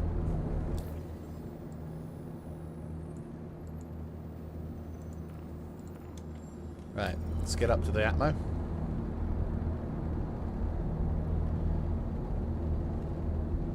Yeah, hang on. If you're interested, I'll just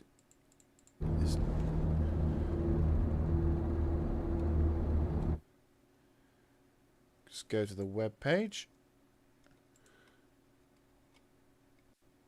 Delete that. There's a link to RSI webpage, and it should give you a system specs of what's needed, as well as graphical requirements on there. there's also a free flight event coming up next month. It's set around the expo, an in-game expo event known as the IAE, or Intergalactic Aerial Expo, something like that. I can't quite remember. Intergalactic Aeros Expo, which is basically like it's like a in-game version of CitizenCon, where they basically showcase to you a number of ships that you can take out to rent on a specific day. Then, when you and if you wish to get, it's basically advertising different ships that are currently available. It also acts as a good hub for selling ships that aren't normally available, because there are, for example, a number of vessels that normally are not sold until special events. One of which is a good example is the Vanguard series.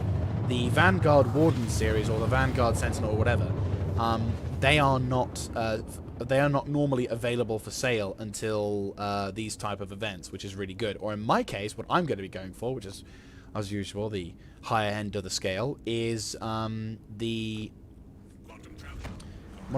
higher end of the scale is one of the ships known as the Anvil Valkyrie, which is a transport ship. And I'm very, very keen on that. That's a ship I'm kind of wanting to get, because I'm wanting to do a bit more mining on the ground. And while the Cutlass Black, which is this transport vessel, that is good, it's good for what it does, it's a bit shit for working with the Grey Cat. The interior isn't suited for a Grey Cat, even though it's advertised with it. It's really not that good. At least in my experience, it doesn't work.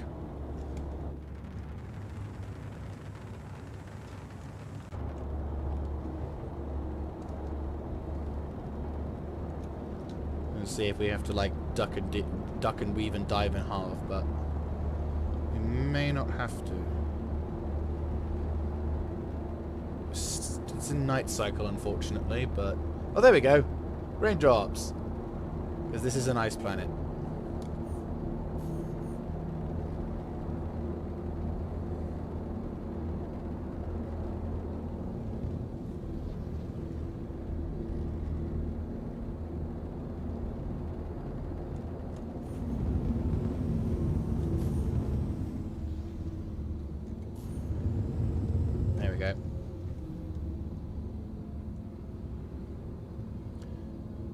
Yeah, the weather's a little bit rougher.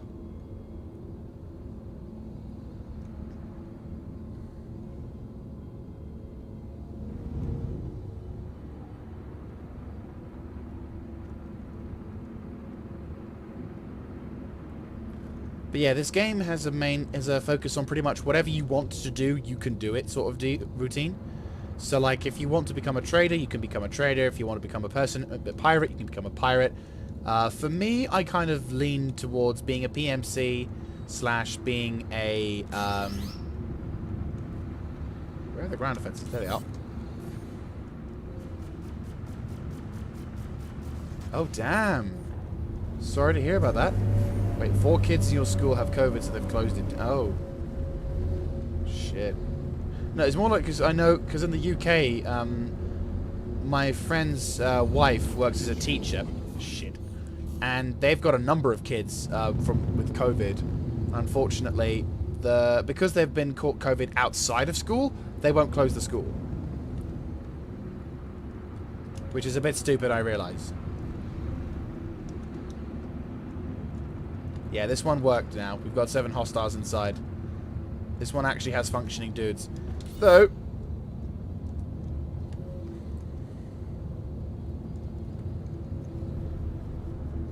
not a lot of places to hide, is there? At least not ones that give me decent cover. Yeah, unfortunately, because we're so desperate not to have another lockdown, which I understand, because if we do have another lockdown, there's no guarantee that our economy would survive. All right, have a good one, Josh.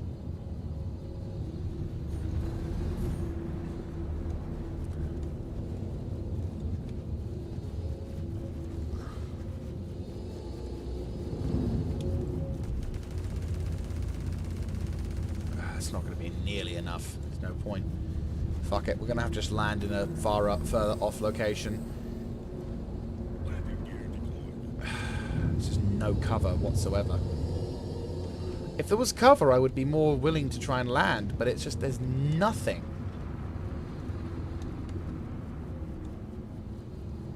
I mean, you know, nearby. I can actually... There's plenty of cover further away, but there's this giant fucking ass plateau.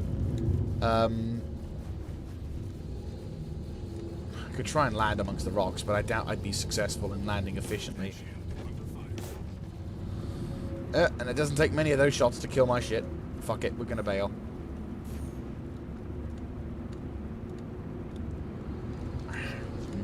Nothing is over there.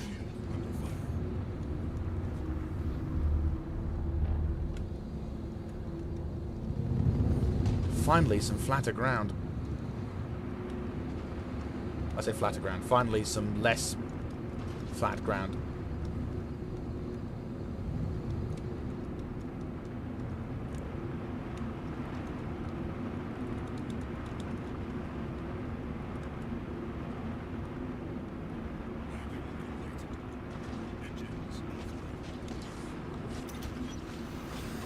Whew.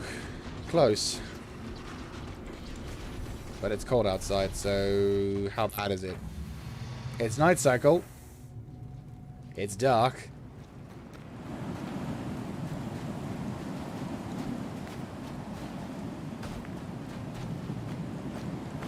I'm gonna have to try and I'm gonna have to get another helmet because my helmet is glitched out, or it's not the one that has the light capacity. So I'm like, right, fuck it. And it might also fare a little bit better in the winter. Helmet.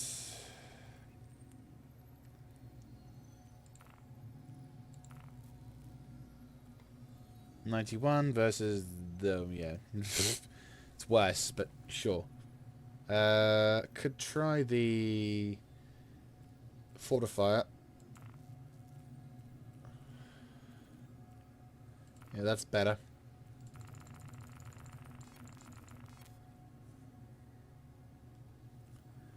Yeah. It's all fucked up. It's all kinds of fucked up. Alright. We got light. Good. My survival rating might be improved a little bit because my helmet is actually this helmet's better. But I'm still gonna have to peg it through this rough territory. No, it's actually I can last an hour. That's our real time, by the way, so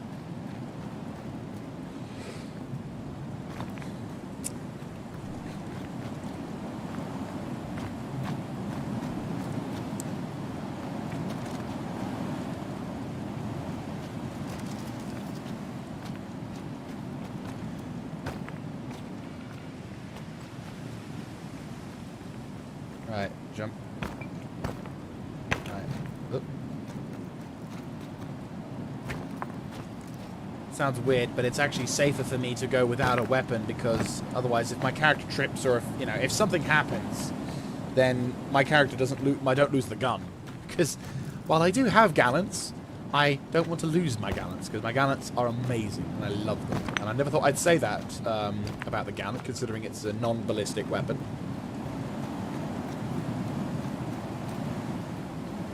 But so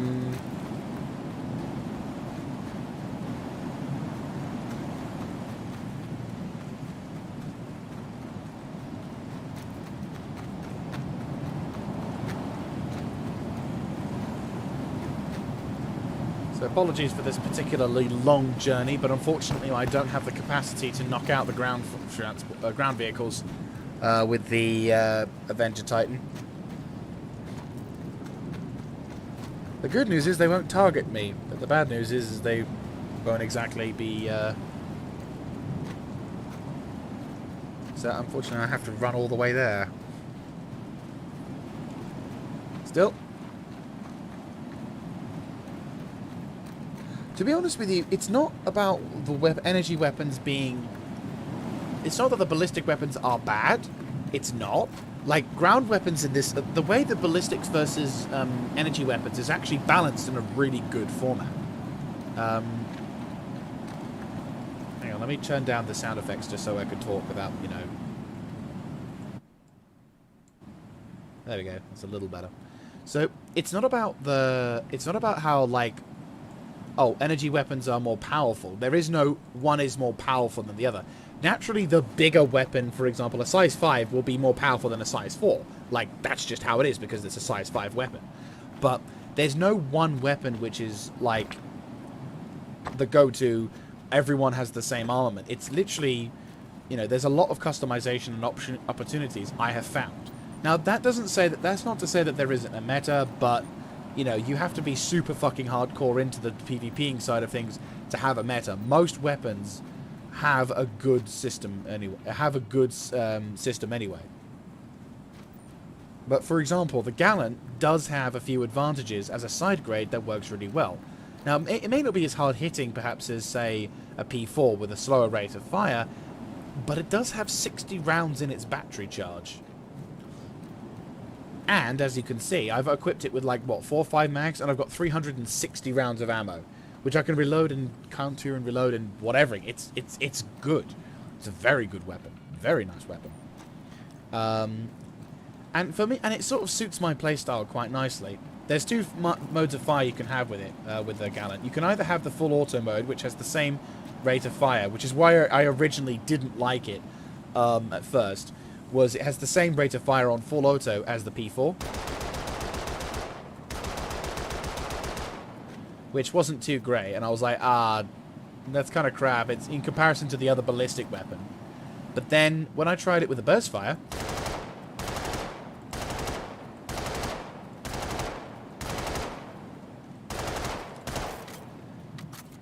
five-round burst from that rate of fire is extremely potent, and it sounds nice as well. Now, again, I'm not a laser lover completely. I mean, the C54 has kind of taken the place of the P8 SMG in terms of love. Though a good weapon to start with, if you're going into first-person shooting and you want like a rough, like, what would you say is a good weapon to start with? I'd say the P8 submachine gun. It's got 45-round magazine. It's got a pretty decent adaptable platform, so you can have a suppressor, compensator, field light, a decent variety of close-up scopes. Its rate of fire is fast enough that you can down a lot of people before they have a chance to react, and it's fairly hard hitting. So it's a very good it's a very good state of affairs when it comes to that weapon. Though again, the C54 does beat it in a lot of other ways because it has more ammo by 5 bullets, extremely like 1,200 rounds per minute, which is very, very good. Has the same level of platform, has the same platform in terms of customization, but it does kind of rely on its faster firing. Like, it's not as hard hitting. There's the difference. You know, you get more damage, but, you know, slightly slower rate of fire, whereas the other weapon, you're pissing through ammo, and it won't last as long. Like, I've been able to last longer in firefights with a P8 than I have with a C54, because maybe, what, 3 mags in, and you're running low, and that's not something you want to have. Rate of fire does not always mean good. It's not always beneficial to you. Because when you run out of ammo, that's when shit hits the fan. You're like, ah, fuck.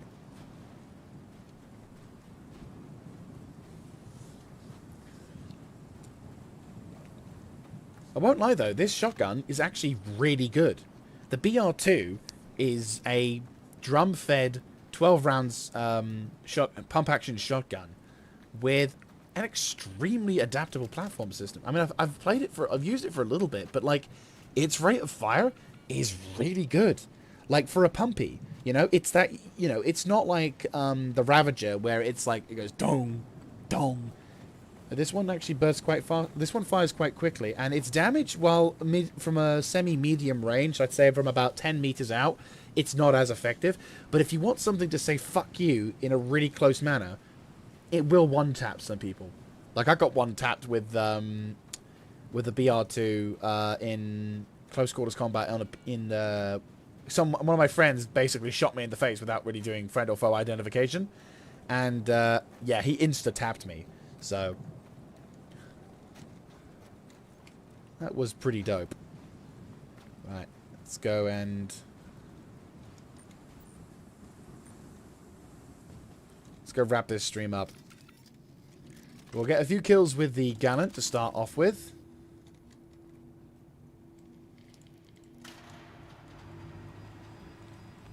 Just to showcase how much I like this weapon. It's a very nice weapon. The Arc-Light pistol is a bit shit though, won't lie.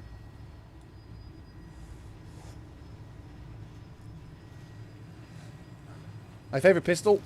Gotta be the Coda. It's a 6-round revolver. Now that says something. If I like a revolver more than other weapons, you know something's up. Bingo. That's an instant death. I do have a confession. I do have also an adapter. He's gone.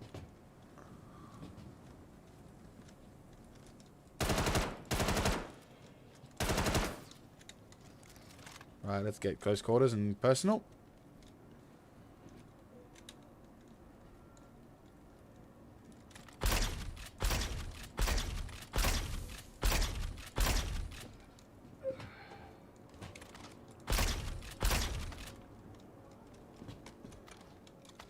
Reloading.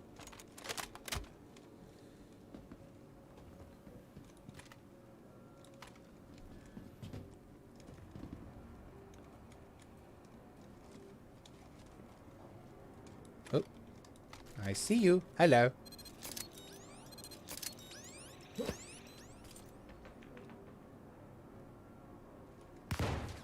Oh, he's actually reacting to the grenade.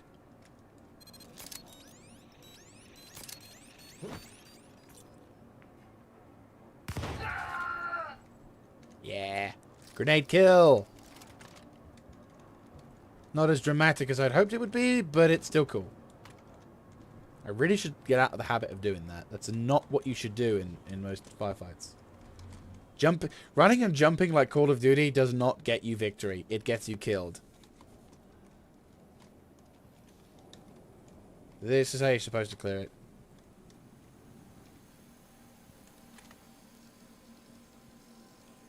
Okay, that sector's clear.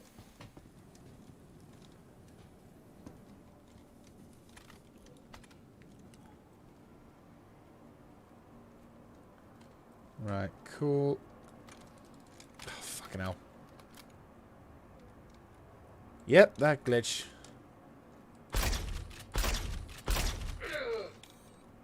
Ooh. Oh no. I'm so sorry. Oh no. Oh no. That is not a way from that to go.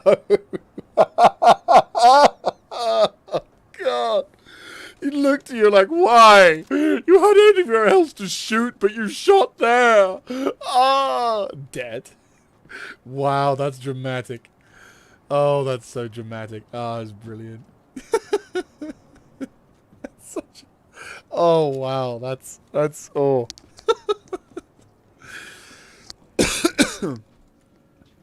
You got back just in time to see it.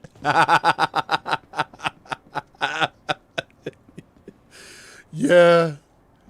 You go back a little bit in the stream video, I think, because it should work from the YouTube perspective. You should be able to see the close quarter combat style. But yeah, some of the death animations are absolutely brilliant. I don't know if they must have been having fun. Oh yeah, another funky feature: you can drag buddies. This is mainly helpful, I've found at the moment, if you've got a weapon that you want to steal, and like. Okay, so for argument's sake, if you haven't got a lot of cash and you haven't got many weapons, you've won a battle, congratulations, but now you want to get some spare weapons and your equipment. What do you do? Well, what you do... Ah, nice. There you go. So what you do is you pick up the weapon, put it on your back. So this P4 assault rifle. It's a fairly bog standard weapon, 30 rounds per minute, 30 rounds in the mag, and is fairly... It's not bad. Hang on, let's go to the customized part. So, 30 round magazine. You can put like a field light under there. You can put a suppressor or a compensator for there. I just don't think it's worth it. I mean, it's your bog standard rifle, and finally you've got a Picatinny rail on the top, which allows you to have access to a whole bunch of different scopes. So it does the job. But as I said, it's not a very fancy rifle. It does the job rifle. It's pretty much what the P4 says to me. And then there's this weapon, the Ravager shotgun, with a rotating magazine at the bottom there. But yeah, it's not a very good weapon, but it's a shotgun. And this was the early shotguns we used to have in Star Citizen before shotguns were relatively decent. So it's not bad. Again, it does the job. Anyway, let's say that you wanted to have these two weapons in your inventory. Well, what you do is you go to the equipment screen. Grab that. Take that off because I don't want that. And then, in order to put these weapons into your inventory, what you then have to do is select a completely different weapon from your already stashed inventory. So this may be a little bit more awkward if you haven't got many. But if you've got something different, like, for example, a gallant. A gallant's always a win for me if you're doing these legal missions because they never have a gallant. And if you've got something like the BR2 shotgun, again, they don't have that. Then you equip those, get out of your thing, and you'll notice I've got the gallant and the shotgun on my back, which means the P4 that I had, probably should have done it before and after as well, but screw it. So now I've got another P4 rifle. I had 12, I think, before. So, yeah, I've had before. So now I've got 13. And if I go slightly further down in the list, I should now also have a Ravager. There it is. My second Ravager twin shotgun. So there you go. You have the ability to steal weapons from your opponents. And it basically makes life a little easier for yourself when doing stuff. Because the ammo is very cheap, but the weapons themselves are fairly expensive. So if you want to grab yourself some decent weapons later on and save yourself some cash here, then brilliant. One thing you don't want to do is you do not want to use a Medipen with your weapon equipped. You will drop your weapon for some reason. That's a bit of a bit glitch in this game. So when you want to use your Medipen, put away your weapon and put away your weapon and then use your Medipen. It's a bit interesting. Oh, what, for the... that's just the camera. You can move the camera around. You can actually set up your own little camera rolls or whatever, but if you press and hold the F4 button, and then press Z, I can move the camera around. God, he looks like baby eyes looking up like that. Zoom right in someone's face. Hello? It's like a cat looking at you in the dark. Now. But you can also move this thing around, and it sets up for some pretty good screenshots. Which, for argument's sake, I could do something like this.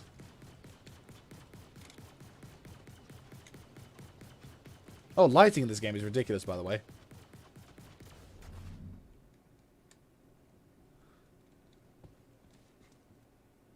It's very, very nice.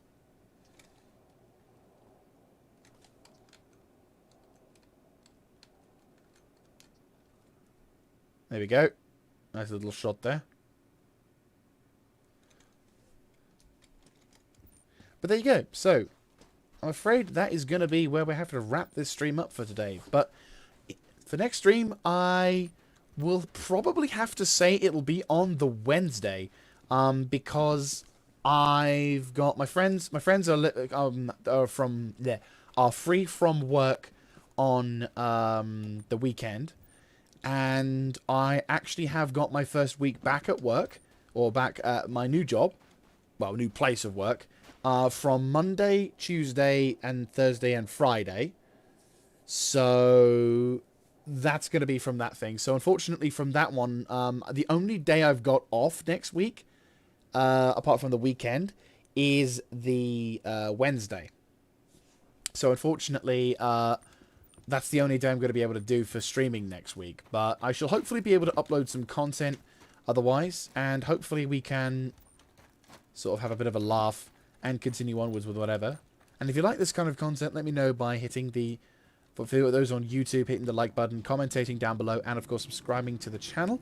And for those who are on Twitch and want to see more, I do have my YouTube link in the description as well. And if you wish to see the stream from the beginning, I am restreaming, so you should be able to see this video as well in the in my YouTube. If not, I will try and make a playlist for all the live streams that I've done and try and get that stuff sorted. So thank you very much for watching, guys, and I hope you have enjoyed. And I will see you in the next one. This is Mr. Jaeger signing out. Take it easy and stay safe, everyone.